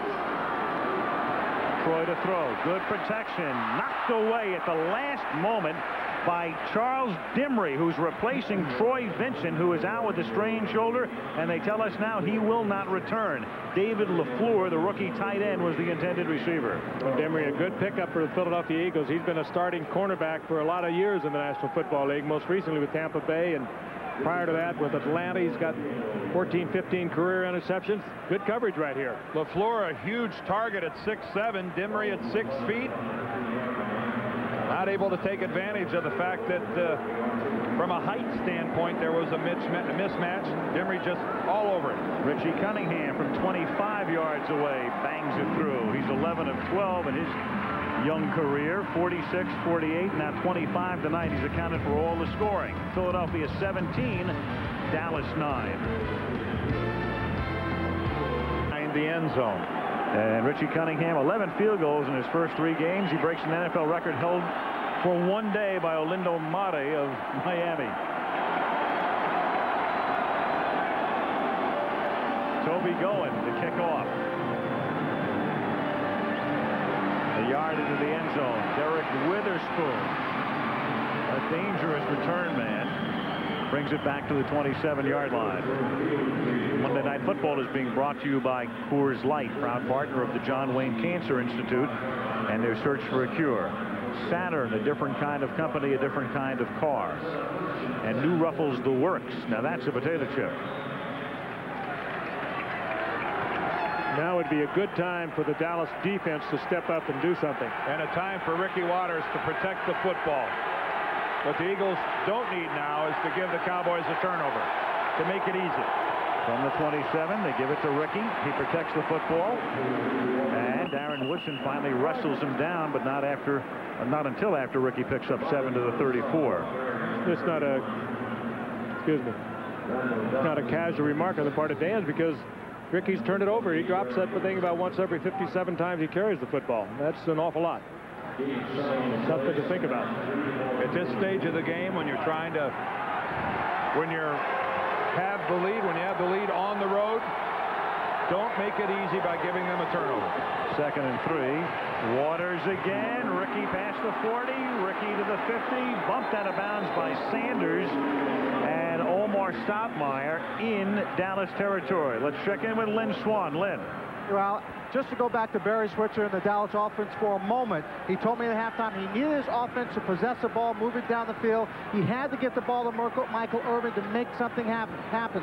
And the reason is because his defense was getting tired. He felt they were on the field too long. They were getting exhausted. He says, we've got to come out and make something happen. He also said the blitz that the Eagles were using was one they had not seen before. He believes they picked up the blocking for the second half now. They better hope they have, because it was very effective in that first half. Thank you, Lynn. First down at the 46-yard line.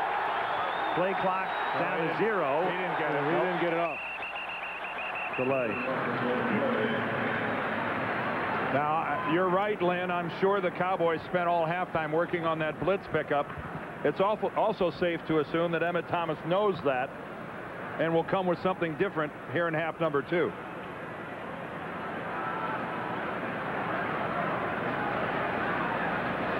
Delay game, offense, 5 yards, repeat first down.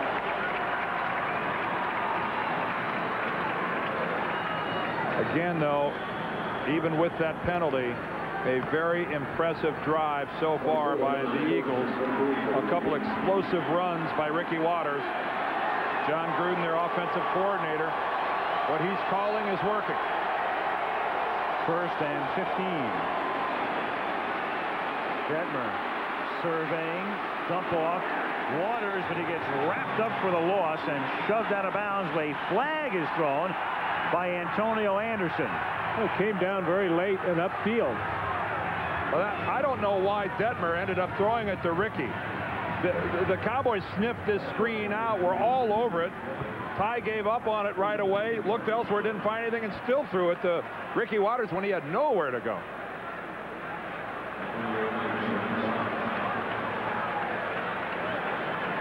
Ron Blum originally indicated ineligible man downfield, but then pointed toward Dallas. He meant Philadelphia. Corrects the call right now.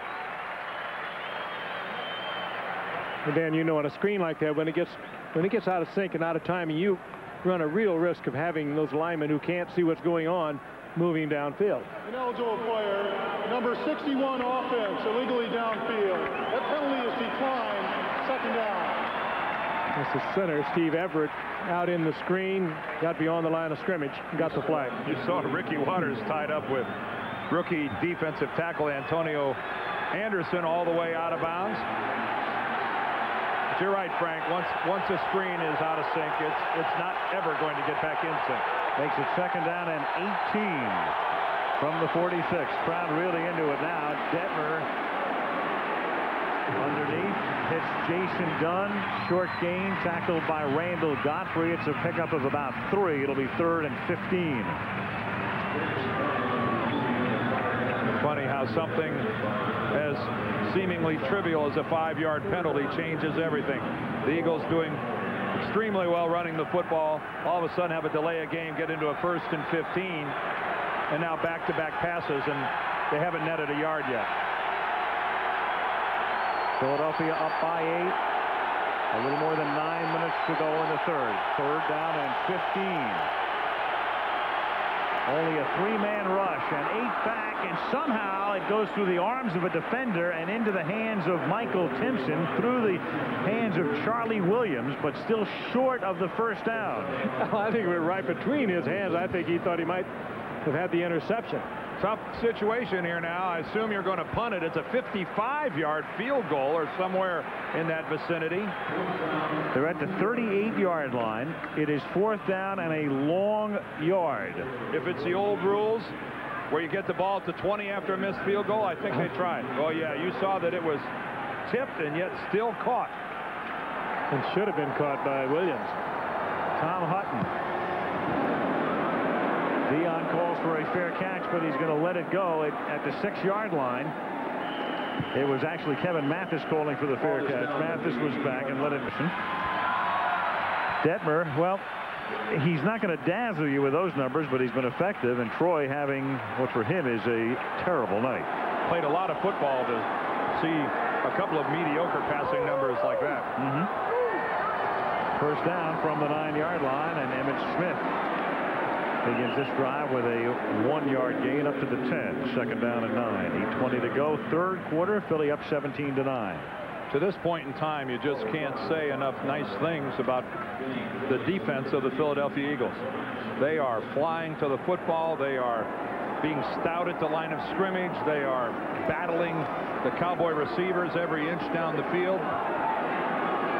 Key right now, Troy Vincent out of the game, isn't coming back. Then Charles Dimry hold his own out on the corner. 2nd and 9. Emmett. Nothing happening. Red Hall. Nice play.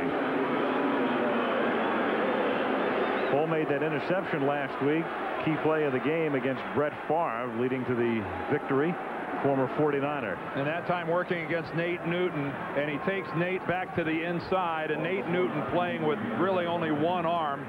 He's got a bad right shoulder, going to need surgery at the end of the season, and Nate Newton not able to control the guy across from him the way he would like to and the way he has in years past. Again, exact same number of rushes, double the production for the Eagles. 3rd down and 10. Here they come from the corner. Aikman throws, and it's caught, and it's Irvin making the catch. Got position on Dimry and picks up a key 1st down. Bobby Taylor blitzed that time, and so Dimry was left out on the island with Irvin and Michael Beacham. Exactly. He was man for man, but the key thing was Dallas this time picked up the blitz and gave Aikman time to throw the ball. Here's the move. Irvin on Dimry, who has to respect the deep move, but Aikman with plenty of time to throw. That wasn't the case in the 1st quarter and into the 2nd quarter. Aikman under tremendous pressure. That time they picked up the blitz. He had time to throw. A perfect combination. Well, Switzer told Swanee that they knew how to pick it up, and they did. Aikman throws, dangerous pass, and it is hauled in by Eric Bjornsson, though Brian Dawkins thought it hit the ground. Officials say no. He caught it. Bjornsson now in his 4th year still is not giving to this team what Jay Novacek did over the years, and that is that other receiver, the clutch man who can take it deep, take it across the middle, pick up the 1st down. He's rapidly improving, but he's down to about 220 pounds now. And here's the big man, LaFleur, the #1 draft pick out of LSU. They expect big things from him. 2nd down 8 from the 23-yard line. Emmett finds enough of a hole to turn it into a decent gain out near the 28-yard line. Tackled there by Charles Dimry.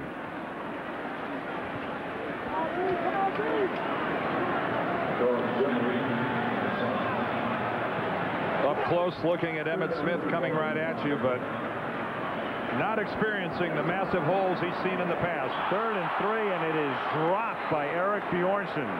Started to look upfield before he looked it into his hands, and Dallas forced to punt. Well, he would not have had the first had he caught the ball. He made his move short of the 1st down. That's kind of a cardinal no-no. And he was looking for the oncoming truck, I think. And he found one. The rookie punter, Toby Goen. Mark Say back for Philadelphia. Wobbly floater. Say on the run from the 35, brings it back to the 44-yard line. Tackled there by Billy Davis. It over only once. Arizona turned it over 4 times. The Cowboys outgained Arizona by over 40 yards. First game in 5 years in which a team lost a game with a +3 advantage, turnover differential, and outgained the winner. But that was their fate last week, and tonight they're down by 8. Detmer starts the drive from the 45. Ricky Waters breaks tackles, takes it to the 46, and close to a first down. Deion Sanders trips him up. Well, you can be hurt with the passing game on the blitz, but the run game can hurt the blitz also. That time, Cowboys coming with the blitz, they blocked it out beautifully in a big hole. And if the Cowboys defensively are tired, as Barry Switzer said at halftime, then there is no better way to come at a tired defensive team than to come at them with a great back. And that's what the Eagles can do with Ricky Waters. Second and, in effect, inches. And they opt to play it conservatively and move the sticks as Kevin Turner picks up a couple. There's Fred Strickland, the missing Dallas middle linebacker, the normal starter in there. He hurt his knee last week, his right knee, and not sure when he'll be back. And Vincent Smith has to move from outside to the inside. The Cowboys are so thin at linebacker, they only dressed 4 tonight. And keep in mind, a rookie on one side, a second-year guy in Randall Godfrey on the other. That's thin. Here comes everybody. First down from the 44. It's a floater. It's a duck that's thrown out of bounds. I think Coakley hit him right at the end, didn't he? I think talking about the linebackers, I think the rookie got in there and got a piece of Detmer. Dallas now leading with the blitz. Deion wanted an interference call. That ball was uncatchable. Dexter Coakley listed at 5'10", really closer to 5'9", if I were to guess. That's what Deion was complaining about. And justifiably so. Deion has as much right to catch that football as anybody else. Second and 10 from the 44. Late third quarter. Dallas blitzing. They pick it up. Swing it out to Ricky Waters. Rances his way to the 35-yard line, a little shy of the first down. Randall Godfrey with a blitz that time, but picked up, and Ricky puts him in a position where it's third down and short. Good pickup of the blitz and a good read by quarterback Ty Detmer, and heads up by Ricky Waters. Another key part of the Dallas defense missing right now, Chad Henning's strained groin, and that's why Antonio Anderson, the rookie out of Syracuse, is seeing a lot of action.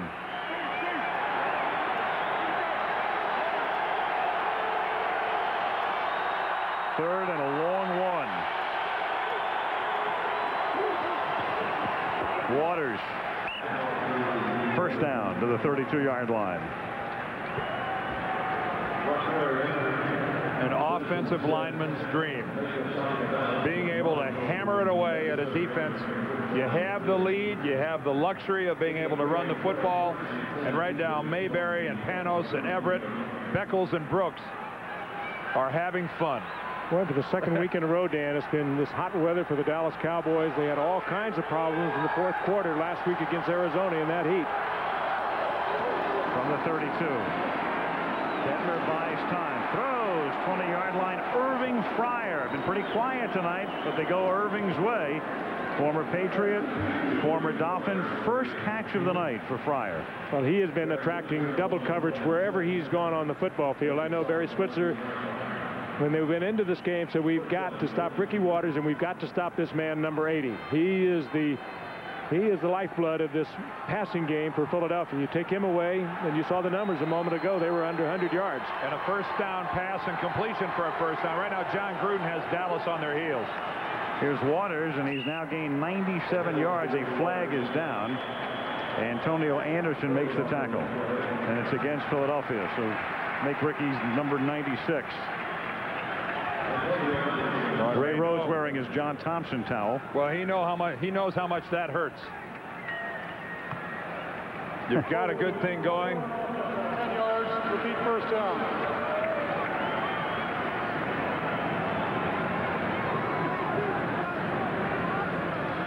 Some guys just scowl better than other guys. Oh, they do. And we said it earlier. He just is so intense. He can literally will these players to play a little bit at a little higher level than they ordinarily would. That's tough to do today. First and 20 from the 29. Detmer throws, and it's Kevin Turner making the catch, and he's tackled by Vincent Smith. Kevin Turner came from New England, where a few years ago, I think in '94, he caught 52 passes or something like that. Well, he can catch the ball. He's primarily known as a blocker and a short yardage man. Tough guy. Played with slight concussion last week against Green Bay. Shouldn't be admiring it. You shouldn't do it, but he stayed in there. But he's a good receiver coming out of the backfield. Second and 8 from the 17-yard line. Ricky Waters can't swing to the outside. Good play. Darren Woodson, one of the reasons he goes to the Pro Bowl, a play like that. Very good, obviously, in pass defense, but a terrific run stopper as well. But look at the end of these plays, how slowly the Cowboys are getting back to their feet. This is a drive that is taking an awful lot out of the Dallas Cowboys defensively. These guys are whipped. They are tired and they are struggling. They are fighting. They're playing right now on emotion alone. Third and 10. Three-man front, clinching up front. And give a lot of credit right there to Shante Carver. He got Mayberry to go. He's been complaining all night about it too, Dan. Going offense. You're not allowed to come into the neutral zone when you give that flinch. That's the old Neil Smith move. But if you do it in your stance, if you do it without crossing the football, it's legal. And Carver that time got Mayberry to go. This is when you're poised and ready to go. Watch at the bottom of your screen. That's it. That's simulating the start of a play. Makes it third down, 15 from the 24, and they give it to Waters, and he gets bottled up at the 22. Now you're looking at a 39-yard Boniol field goal to put Philly up by 11. Very conservative call on the part of Ray Rhodes. He has a lot of confidence in his defense. And that kick will come when the Texas, Al Michaels, Frank Gifford, Dan Deerdorf, Lynn Swan. We start the fourth quarter. Philadelphia trying to go up by 11. As you look over Emmett Smith's shoulder, Chris Boniol to attempt a 39-yard field goal. And it will probably come from a different distance now. It will not affect a first down situation because it's 4th and 12. Prior to the snap, 65, false start. 5 yards, repeat fourth down. Bubba Miller. Right now the Cowboys are having a field day, flinching over on their side of the ball and getting somebody in an Eagles jersey to pull up out of their stance. It will now be a 43-yard field goal attempt. Tom Hutton to hold it.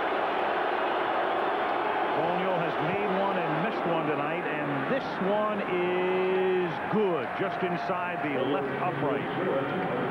So he's made them from 49 and from 38, and the Eagles lead the Cowboys 20-9. And there's that guy right there. They'll need him again here, Herschel Walker, to jumpstart them. Herschel has certainly done his part to give the Cowboys outstanding field position time after time.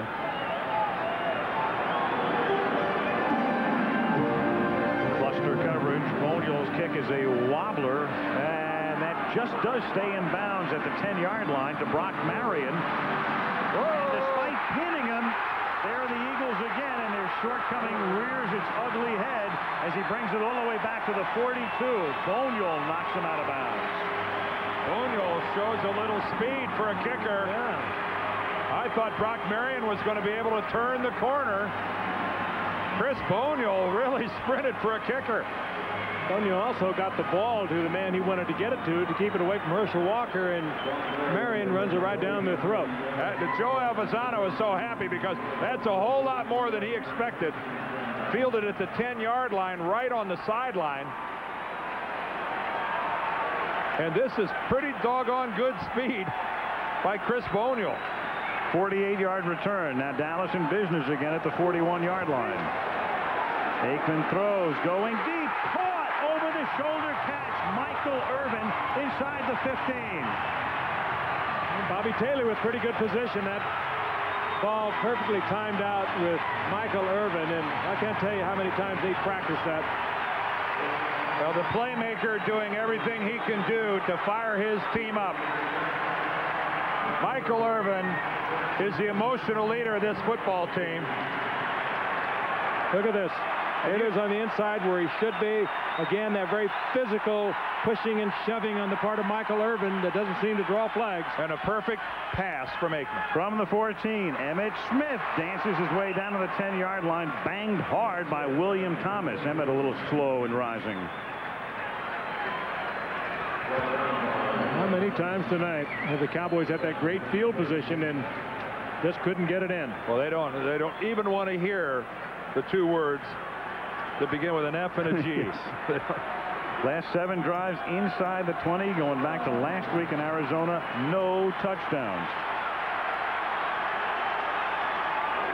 2nd and 6. Smith. Emmett takes it to the 6. It'll be 3rd and 2. He's tackled there by Andy Harmon, and Emmett now has gone almost 5 full games without scoring a rushing touchdown. Well, certainly now looking at the best opportunity that he and the Cowboys have seen in quite some time. 3rd and 2. Will they try to hammer it out? It'd be a great time for a play action. Miller split left, Irvin split right. I'd give it to Emmett. They send Johnston in motion. 3rd and a long 2. They're going to throw it. Aikman under pressure. Aikman has to throw it away. And they're going to hear those ugly words. Boy, just credit an Eagles defense that is playing brilliantly tonight. And the crowd boos. The defense is like they've been in the Cowboys huddle. They're not exactly greeting the arrival of Richie Cunningham as happy days.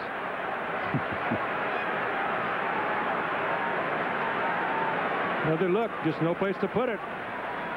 You can't blame Troy. Saved the sack, just threw it away. I'd have been tempted to pound it in there. 24-yard attempt by Cunningham, and they get 3. That's 4 field goals tonight for Cunningham. 9 in 2 weeks. Well, you make it a one-possession game. You're back to a touchdown and a 2-pointer to tie it up. It's from Jacksonville next Monday night. This is Witherspoon bowling in the Toby Dolan kick at the 4, and he's tackled at the 16-yard line. Dallas special teams doing a good job tonight. Mathis makes the tackle. Meanwhile, the Dallas offense still a picture of frustration. 4 field goals, and they're down 20-12.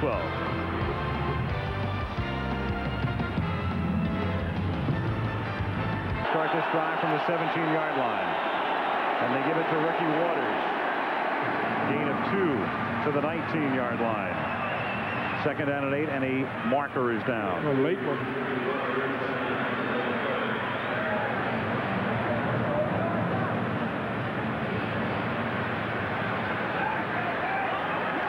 Against the Eagles for holding.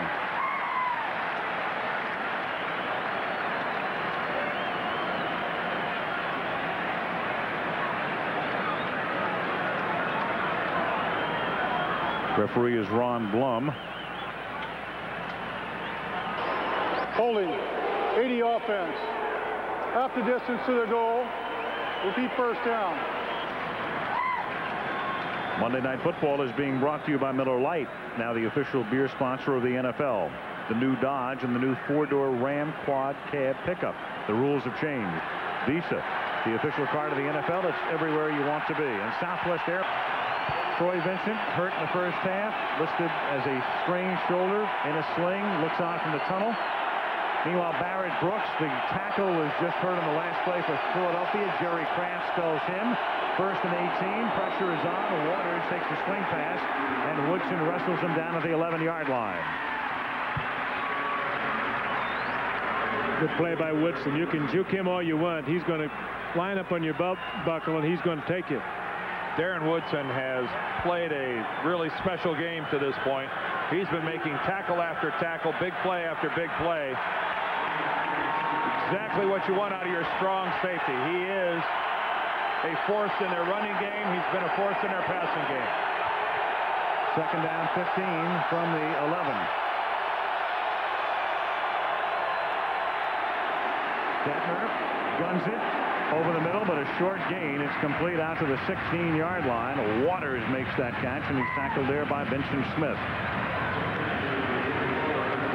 Very conservative on the part of the Eagles. John Gruden calling the plays from high up above, and I'm sure that Ray Rhodes has a thought that he's added from time to time, just to kill ourselves. We haven't tried to do anything of any low percentage. 3rd down and 10.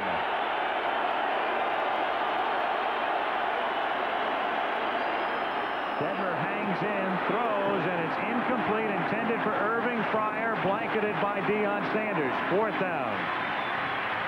And Irving Fryer's hurt. Irving is. He's slow getting up. I thought he was just tired, but now he's limping. Ooh, and this is critical for Philadelphia. Chris T. Jones is not playing tonight. And Irving Fryer there on the break. He did it on the break. When he went to go to the sidelines is when he injured his right leg, it looks like. He planted. And now Deion let him return the kick. Well, aided by the holding call against Irving Fryer that put the Eagles into that 1st and 20 situation. They couldn't get out of it. Deion with his own unique routine to get loose.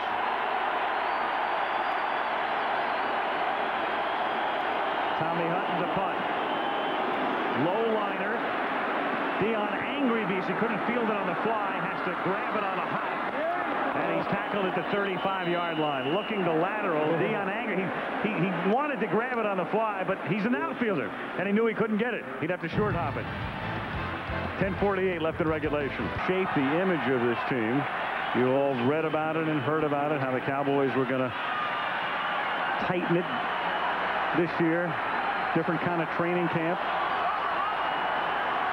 And they were more interested in making all of the headlines on the field instead of off the field, in contrast to prior years, as Aikman from the 34 throws, and it's caught by Anthony Miller up at the 48-yard line.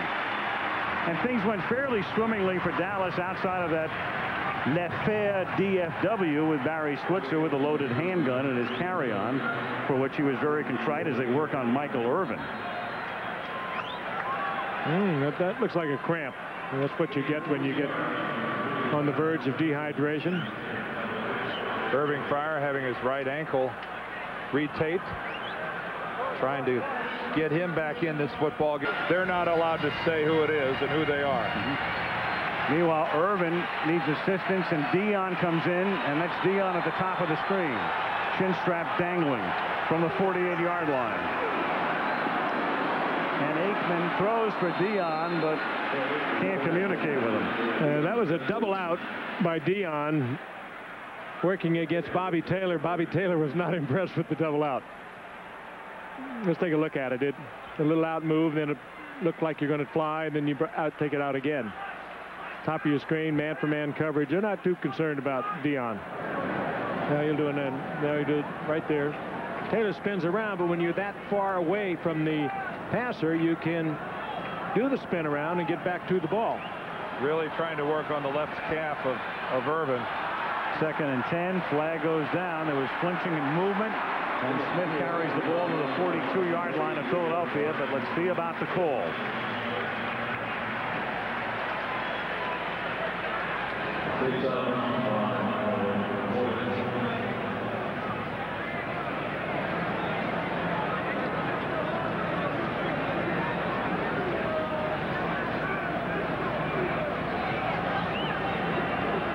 Ron John Blum moving at a leisurely pace.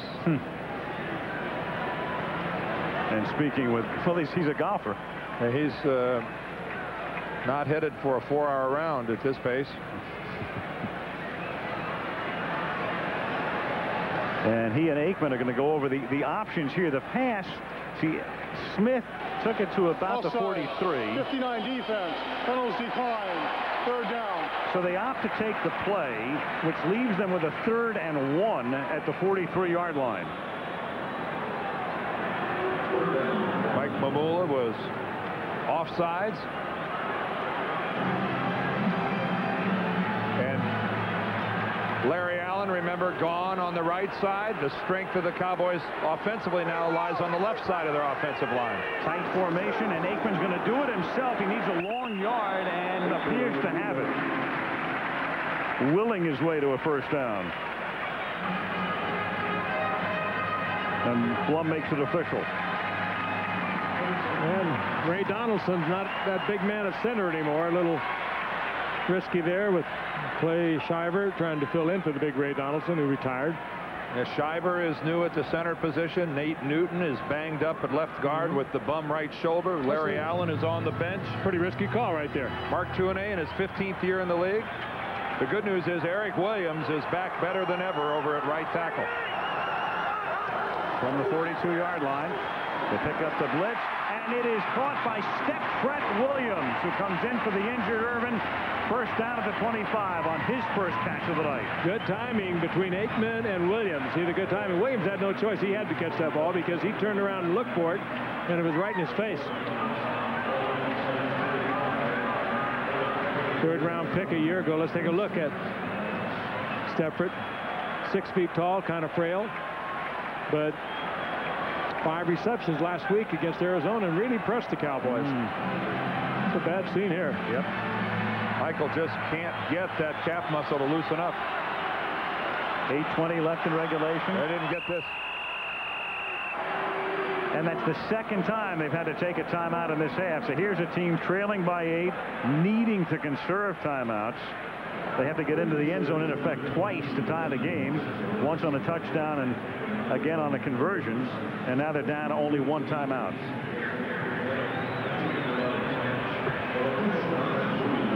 Yeah, it looks like it's loosening up now. Of course, the concern right now is whether or not it's a cramp or whether maybe he pulled the calf. Maybe there's actually some. He's pulling his socks back up, so maybe we'll see Michael Irvin back out on the field. The last 14 scores for the Cowboys on Monday Night Football going back to last year in the Philadelphia Monday night game. Field goals. Remember, there was the Green Bay game last year that they won 21-6 on the 7 Boneyol field goals that precipitated that fight at the end of the game. And tonight, all field goals. Last year, Dallas was the team that beat Green Bay and New England without scoring a touchdown in either game. 1st down from the 24. Aikman off balance, going to the end zone and throws it out of the end zone, intended for Moose Johnston. You know you're running out of receivers when you line Moose Johnston up at a wide receiver and run him on a fade pattern. You know you're getting a little thin at the wide receiver position. One would think you'd see a little Herschel Walker in there before you'd see that. Moose was lined up to the wide side of the formation. Don't get hurt, Moose. A valiant effort for a ball that was about 6 yards out of bounds. And Michael Irvin now putting his gloves back on. There's Walker. You saw Sanders. None of them in on 2nd down and 10. And Aikman guns it and completes it to the 10-yard line to Eric Bjornsson. 1st down. Boy, tackled by Dawkins. Clutch pass and a clutch reception. And Mamula put the pressure on and knocked Aikman to the turf. And Troy's a little nicked. Troy is really trying to gather himself. That hurt. He's going to, from the right side of your screen, Mamula came in from the back side. Good throw and a really nice job of Bjornsson staying with that football when Dawkins was all over him. 1st and goal just inside the 10-yard line. Troy to the air. Good protection. Throws underneath. Caught it to 4. There's Moose Johnston. 2nd and goal. William Thomas wraps him up.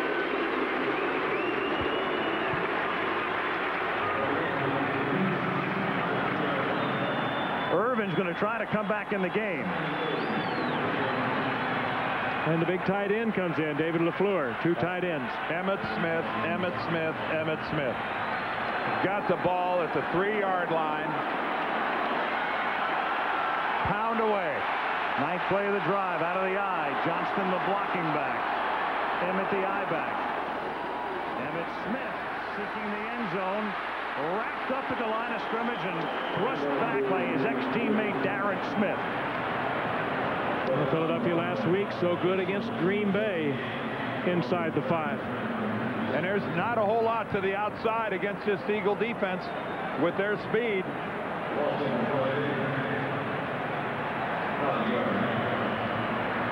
Well, there was a day not too many years ago, Dan, where you'd take it right up the middle.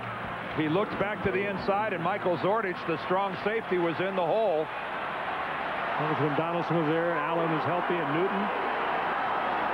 3rd down and goal. They give it to Smith, who tries to cut it back, and Emmitt gets pounded at the 4.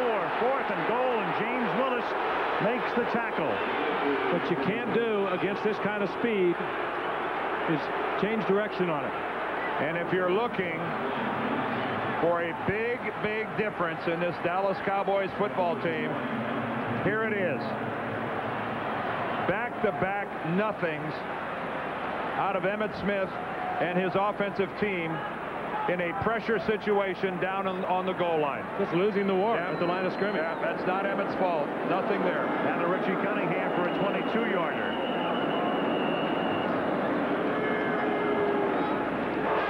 Timeout, Philadelphia. 22-yarder, Cunningham's 5th of the night, if he makes it. Equaling his total last week. 13 for the season for the guy in his first year. So our last 2 trips here, we've seen 12 Dallas field goals. We have. So far. Well, this is the time when they're going to be talking to the Eagles offensive team and basically telling them you can win a football game if you can go out there and put a drive together. Dallas down to 1 timeout. And the Eagles, we know, are certainly capable of doing just that. They did it against Green Bay. Captain Aaron Jenkins, and we mentioned the Jacksonville Jaguars, and only God knows who's going to start at quarterback as Moose gets some oxygen.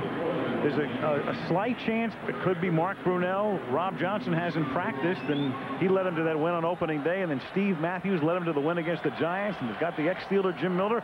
Who knows? But what a night it's going to be in Jacksonville, Florida. Jaguars Steelers. Saw some footage this week of Brunell taking some pass sets with a leg brace.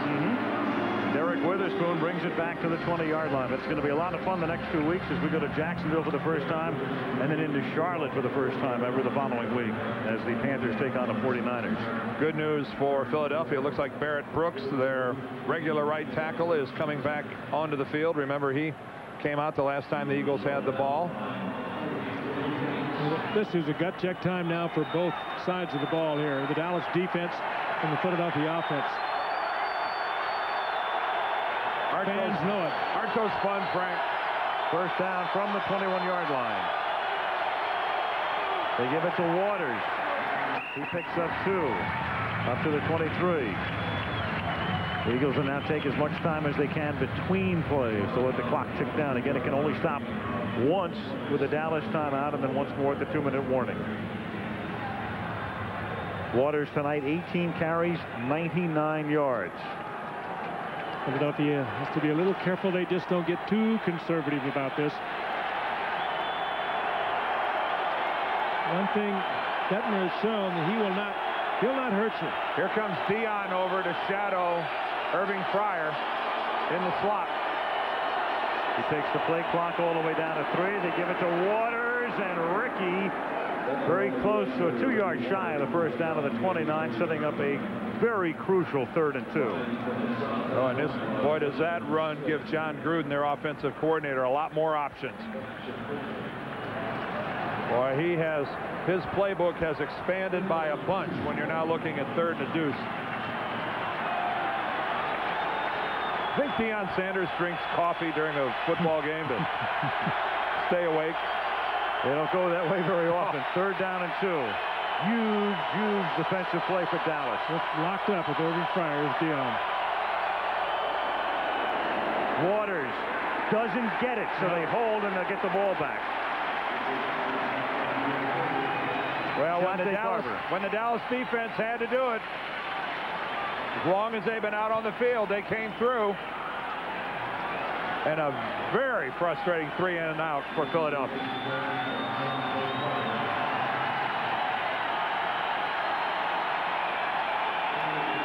Tom Hutton, 6th punt of the game. Deion Sanders standing back at his own 25-yard line. Working up the crowd. The man who leads the National League, the National Baseball League in stolen bases, even at this point. Boy, does he want this ball. And he's going to get it at the 29-yard line. Gets an initial block. Works his way to the other side of the field. Turns the corner. But runs a long way to pick up only about 8 yards. Billy Davis with a block. He's out of bounds at the 38-yard line. And Jason Dunn, I think, was the recipient of that block. He was, and he really is shaken up.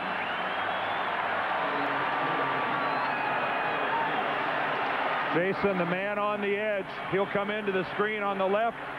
And right there, you see the finish of that block by Billy Davis.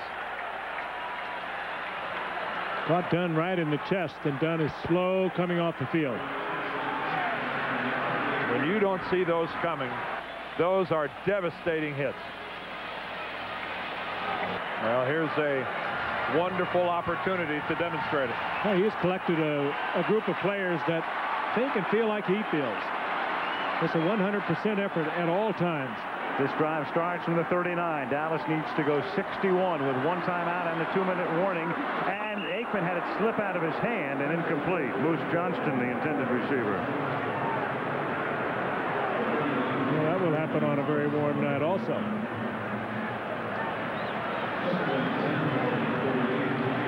Your wrist gets wet and it drips down into your hand, drips onto the ball. I can't imagine many other quarterbacks I'd rather have in this position than Troy Aikman. You can tell just by looking at him that he's pretty much unfazed by this.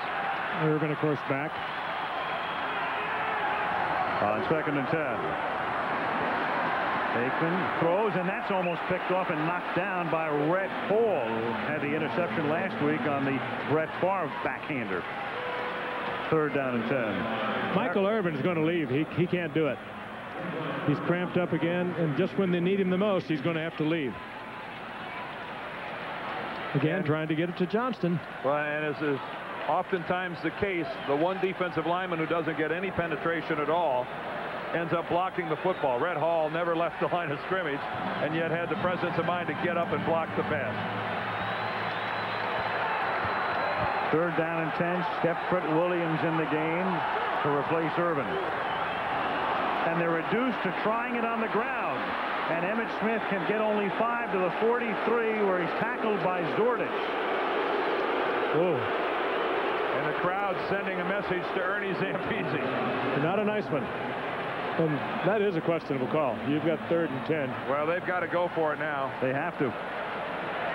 Well, you figure you're in a 2-play situation, but well, I guess with Michael Irvin on the bench, Anthony Miller would be the logical choice, the receiver to go to. It comes down to this.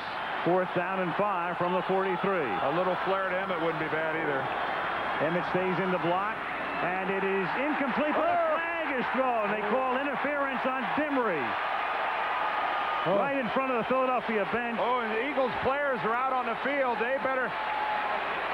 And the Eagles again saying it was deflected, and the officials will confer. Well, the Eagles are saying it was tipped. In which case, that would negate that call. It would negate it, but we certainly, for the naked eye, I couldn't see it tipped. Did Mamula touch it? 59. Whoa. Boy, it's hardly perceptible, but we can see it on slow motion. He did. 38 defense. Get off the field. Pass interference. 38 defense. 1st down, Dallas. Interjecting a little message to the Eagle bench. A lot of the Eagle players ran out onto the field and are fortunate they didn't get called. We are at the 2-minute warning. finish in Irving, Texas. Philadelphia leads by 5.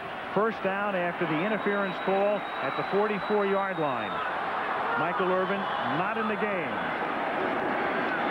Aikman. Swing pass, Emmitt Smith to the 41-yard line. Cowboys have 1 timeout. Another look at the deflection, not seen by the officials, but you can't blame them on this one. No, watch very, very closely. The left pinky finger of Mike Mamula is going to hit the, watch the ball rise. See it go up? He hit it, but look, he did not change the rotation of the football. It's very easy to understand why no official saw it. 2nd and 7, and it's thrown, and a diving catch is made by Eric Bjornsson at the 18-yard line. What a great effort by the tight end who used to be a wide receiver at the University of Washington, and you saw him acting like a wide receiver. He stretched out for that ball. It was overthrown. He made a brilliant catch. 24 yards, a guy who actually started as a quarterback. Cowboys conserving their sole timeout. From the 17, Aikman to throw, swings it to Emmett. Emmett will step out of bounds to stop the clock with a minute to play. Dimry forces him out inside the 15. 2nd down 7. What a pass, what a catch by Bjornsson. Laying out. Talk about a big play for your team when your team desperately needs one. The playmaker on the bench, Michael Irvin. They don't have him. They bring in Herschel Walker. Herschel Walker's a good receiver. He can work out of the backfield or he can work in the slot, and this time they'll put him in the slot right. In the slot, Separate Williams wide right, Anthony Miller wide to the left. Aikman hustling out of the pocket. Aikman throwing to the back of the end zone. It is caught for the touchdown by Miller.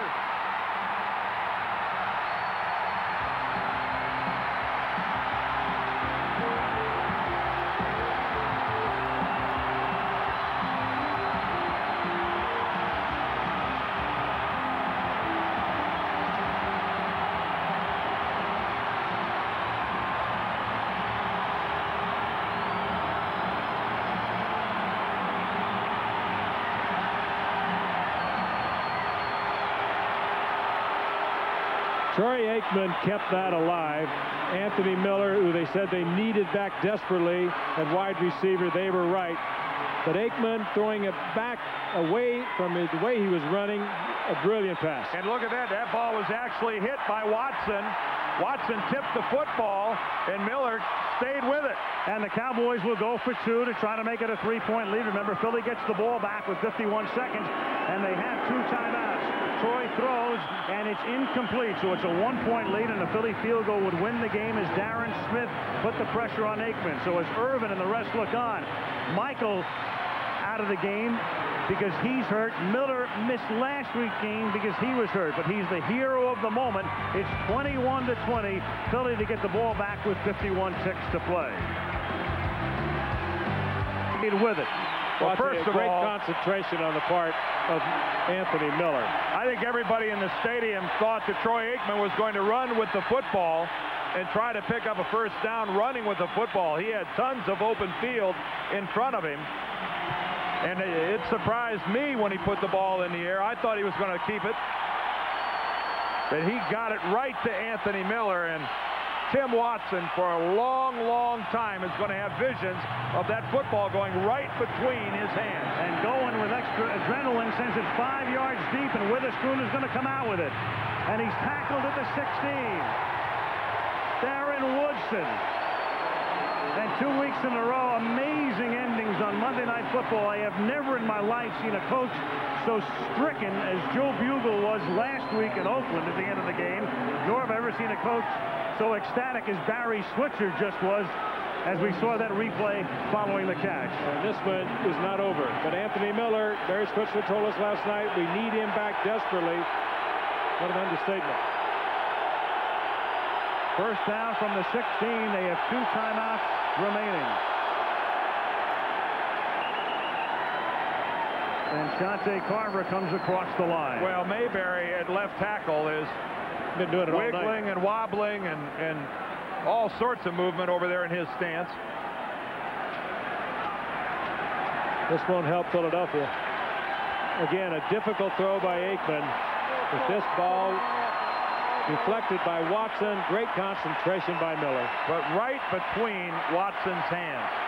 When you look at that over and over, you keep expecting on one of these replays, Watson's going to intercept it.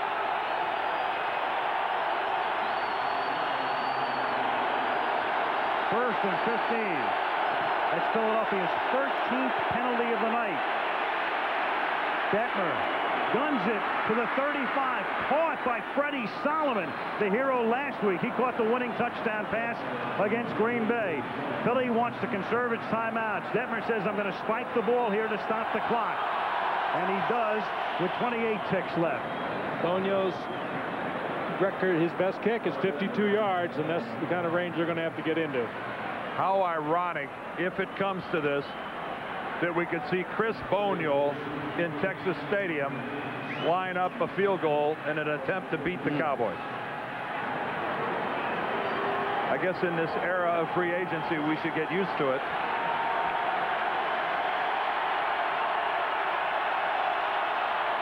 From the 37.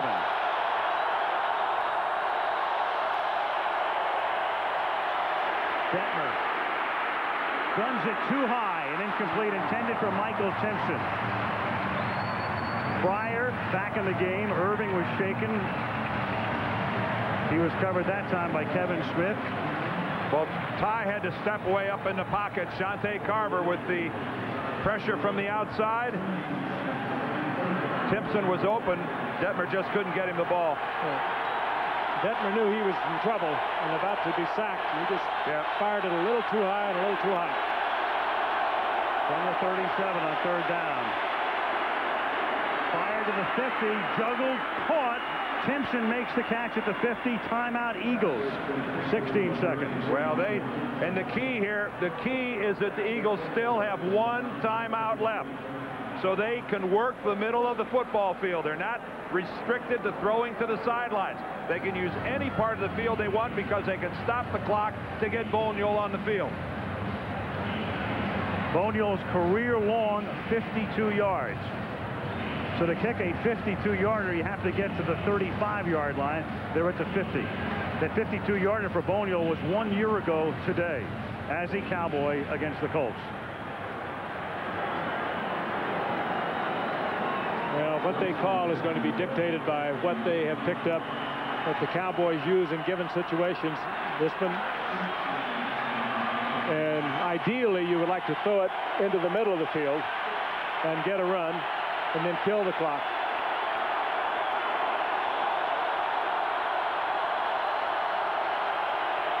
From the 50, it's a four-man rush.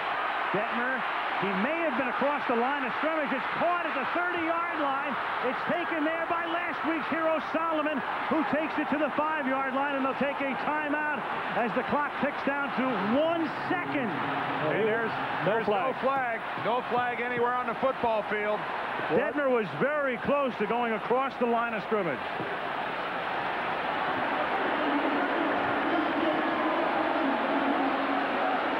What an emotional yo-yo these coaches Take a look have at been this. on. We're sitting right on the 50. It was so close. There's your line of scrimmage. Just short of the 50. He's going to be close. On the Eagle side of it. Look at that. He's across. And the Eagles can say, well, so what? Mamula tipped it, and it shouldn't have been a pass interference call, and that's why Dallas was able to score. Again, there's a good look. The ball just short of the 50.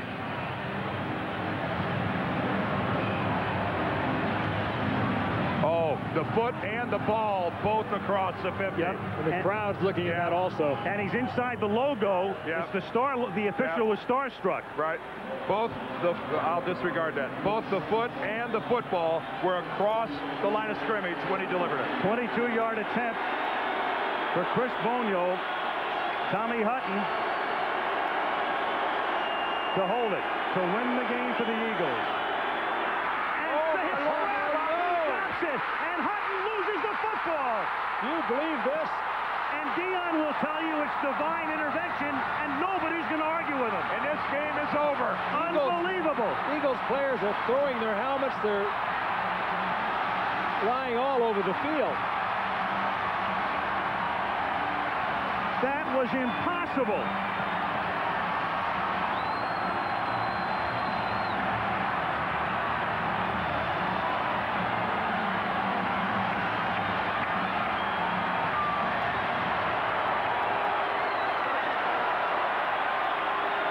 Hutton juggled it, got it down. Bonio was out of sync. And then Hutton loses the ball, and that's the end of the game. He had plenty of time. Can you believe that? Nope. Bizarre. Bonio still had time. There was no Cowboy rush whatsoever. If Bonio could have somehow reset himself and just taken a little punch at it, he might have been able to get it up there. Barry. I am a lucky man. Repeat that 10 times, Barry. I am a lucky man. I mean, where do you begin to write the story of this game? Where do you start?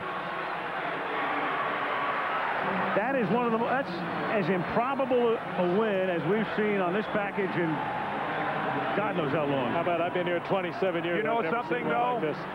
If you're a Dallas fan, you can say you deserve that because Detmer was across the line of scrimmage when he let go that pass. Jacksonville next week. Until then, Al Michaels, Frank Gifford, Dan Deerdorf, Lynn Swan, good night from Irving, Texas. Children green with envy. Bounty Bowl, Switzer's so-called fourth and dumb.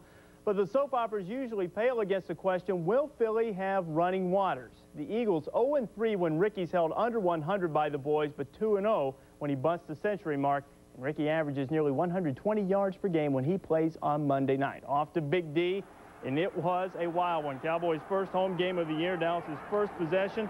Aikman looking for Anthony Miller. He's a new receiver, and they're obviously not on the same page quite yet, at least not that time. 2 plays later, Aikman. Here comes Bobby Taylor annihilating him, and it's a fumble. Eagles recover. It sets up a 49-yard field goal. Philly up 3-0. Dallas would tie the thing up with a 46-yard field goal. 3rd and 8 on the Eagles' 49. Aikman being greeted by Bobby Taylor, not having nearly as much fun as he does when that girl sacks him in the commercial. Willie Thomas takes it. Willie Thomas takes it to the house. 10-3 Eagles. Taylor is psyched, and Aikman not having much fun. Second quarter, the Eagles up 10-3 on the Dallas 30. Here comes Ricky Waters, bursting through the middle, getting 7 yards. Same drive. It's 3rd and 5 from the Boyd 13. Detmer calmly firing for rookie tight end Chad Lewis. Give him 6. Eagles up 17-3. Still in the second quarter, it's 17-3 Philadelphia. Dallas 1st and 10 on the Eagle 31. There's Aikman, this time without Taylor in his face. This time, Miller, no. And no flag on Troy Benson, although he clearly interfered. Next play, Aikman, Miller. This time they do throw the flag because he did clearly interfere, but wait a second. Maybe he didn't. The flag's on Miller. Check out his feet. He goes out of bounds. Dallas would have to settle for a field goal. Eagles up 17-6. Tough loss for the Eagles, though. Troy Benson had to leave the game, separated right shoulder. 3rd quarter, 17-6 Eagles. Dallas in the red zone. 3rd and 6. David LaFleur, the kid out of LSU, couldn't get it done. Demery with a great play in there. Charles Demery. 4th quarter, it's 20-9 Eagles. 13 minutes left. 3rd and 2. Aikman just throws it away. Cowboys, another field goal in the red zone. 20-12 Eagles. Next Cowboy possession, Irvin on the sidelines hurt. 3rd and goal, and the Cowboys opt to run it with Emmett, and he lost a yard. Yet another field goal, 20-15 Eagles. Next Cowboy possession, just over 2 minutes. 4th and 5, Aikman looking for step Brett Williams, and this time Demery is called for interference. Check it out. Mike Mamula actually got a hand on the ball, making it a free ball, but they called the interference. Minute and a half left, 2nd and 7. Terrific catch by Eric Bjornsson, former quarterback out of Washington. A minute left, 2nd and 7. Aikman. Remember how I said he couldn't find Anthony Miller? Now he finds Anthony Miller. The 2-point conversion would fail. The Cowboys had a 21-20 lead, but the Eagles were not finished. Here comes Detmer. 15 seconds left. Clock winding down. Did he cross the line of scrimmage? Oh, maybe so, but no flag, and there goes Freddie Solomon. Freddie's running out of time. You better get down, Freddie. 1 timeout left for the Eagles. That set up a chip shot for the former Cowboy, Chris Bonio. Chip shot, right? Go! Tommy Hutton bobbled it, then Bonio stopped, and then he dropped the ball, and A miracle. Much rejoicing. Second straight game. We saw it between the Jets and the Patriots. A botched field goal down the clutch cost the team a ball game, and the Cowboys hang on to win this thing 21-20. Philadelphia now 1-2. Dallas 2-1. Cowboys have won 33 of their last 44 over the NFC East, including 10 out of 12 against the Eagles, and that streak I mentioned at the top broken because Waters busted 100 and the Eagles lost. As is her custom, Leslie Visser attended the Monday night affair and joins us right now for a discussion with the winning tackle football player, quarterback Troy Aikman. Leslie, that was one of the sillier games I've seen in a while. You know, it was wild. It is wild here now. It was a game that delivered on its promise. And Troy, how did you guys win this game? I think we're still asking ourselves that very question. You know, we struggled offensively all night long. We got down in there in the red zone. We were unable to put points on the board. When we had to do it, we were able to find a way to make a play, and that's all I can say about it. It was a big win for us, obviously. Talk about that final drive, the pass to Bjornsson, and connecting finally with Anthony Miller. Well, Eric made a big catch on that. They started rolling, going into it too deep. We had to try to get someone down the middle. Eric made a nice play, got us in position to then get the touchdown into Anthony. And it was, you know, I scrambled out. Anthony ad-libbed. He was able to make a great catch on the ball, and that's what won it for us. Do you think now that this is a rivalry that deserves all the attention that it gets? Oh, it's you know, it's been a big rivalry for a lot of years. I don't just think it just came about, but you know, they're an outstanding football team. They're a great defensive football team. We knew it was going to be tough, and we expect them to be in the hunt just like ourselves come January. And what about your team? You were so emotional at the end. You threw the ball in the stands. Well, you know, probably the fans are the ones that won it for us there at the end, and I think it was they're making a lot of noise that disrupted them on the field goal attempt, and just kind of felt like someone up there ought to have it. Was it as exhausting as it seems? I mean, it was 90 degrees plus here the whole night. No, it was. It gets hot in here. You know, there's not any movement coming in with all the people in the stands. It gets awful hot down on the field. The guys hung in there, battled, and they deserve a lot of credit. Even though it was ugly, the way that this team hung in there for 60 minutes, it deserves credit for that. You're sweating all over me, but I'm happy for you, Troy. Back to you guys. Thank you, Troy. Watch yourself, Leslie. Thanks for the hustle on the interview. Of course, much more reaction on this game. A nutty finish in Dallas as Dallas wins. Stay around for that on the 2 a.m. Sports Center. Stay around for us to finish up. And a reminder that baseball tonight will follow us.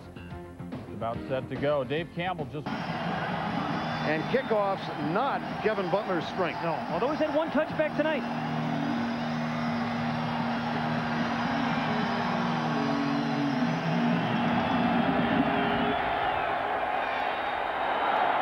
Walker at the 4. And he bounces off the first hit made by J.J. McCleskey. It was like, get away from me, you pest. And McCombs is down. LaRon McCombs, the backup linebacker. Effect on the Dallas Cowboys, and it has. Here's Emmitt Smith right here being piled up, running through the defenders, and right now the body's piled up on top of him, and that's it for Emmitt. He hurts his side, his rib cage. You can see the expression on his face, and he's already hurt his ankle thus far in the game, and he's out of the game. You see many of the defenders and the offensive players for the Dallas Cowboys on the sidelines drinking a lot of water, sitting in front of the oxygen tanks, except this guy right here, Dion, because they haven't thrown his way. Well, they continue to tend to the injured player, and a reminder that we'll update the injury to Emmitt Smith on the Mercedes-Benz postgame report with Keith Jackson, Sean Jones, and Vince Cellini. Things look like they're all right, and Emmitt Smith is back on the sideline. Yep. He done. Hey, what would Mark Twain say? What is that Dean Cain show? Lois and Lois. You got me. Superman is back. Yeah. Mark Twain might say the rumors of his demise are greatly exaggerated. Yeah, OT from the 25.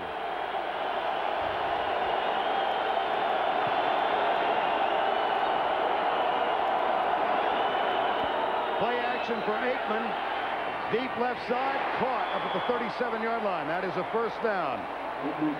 You have one quarterback in this overtime in Troy Aikman who has defined his career in moments like this. Another trying to define his career in Kent Graham. But players like Troy Aikman rise to the occasion in situations like this. I mean, you look at his raw statistics, they're never overwhelming, but he gets more out of every throw than any quarterback in the league. That last catch by Bjornsson, 12 yards. Irvin is left against Williams. That's Bjornsson in motion. Handoff up the middle. Williams to the 45.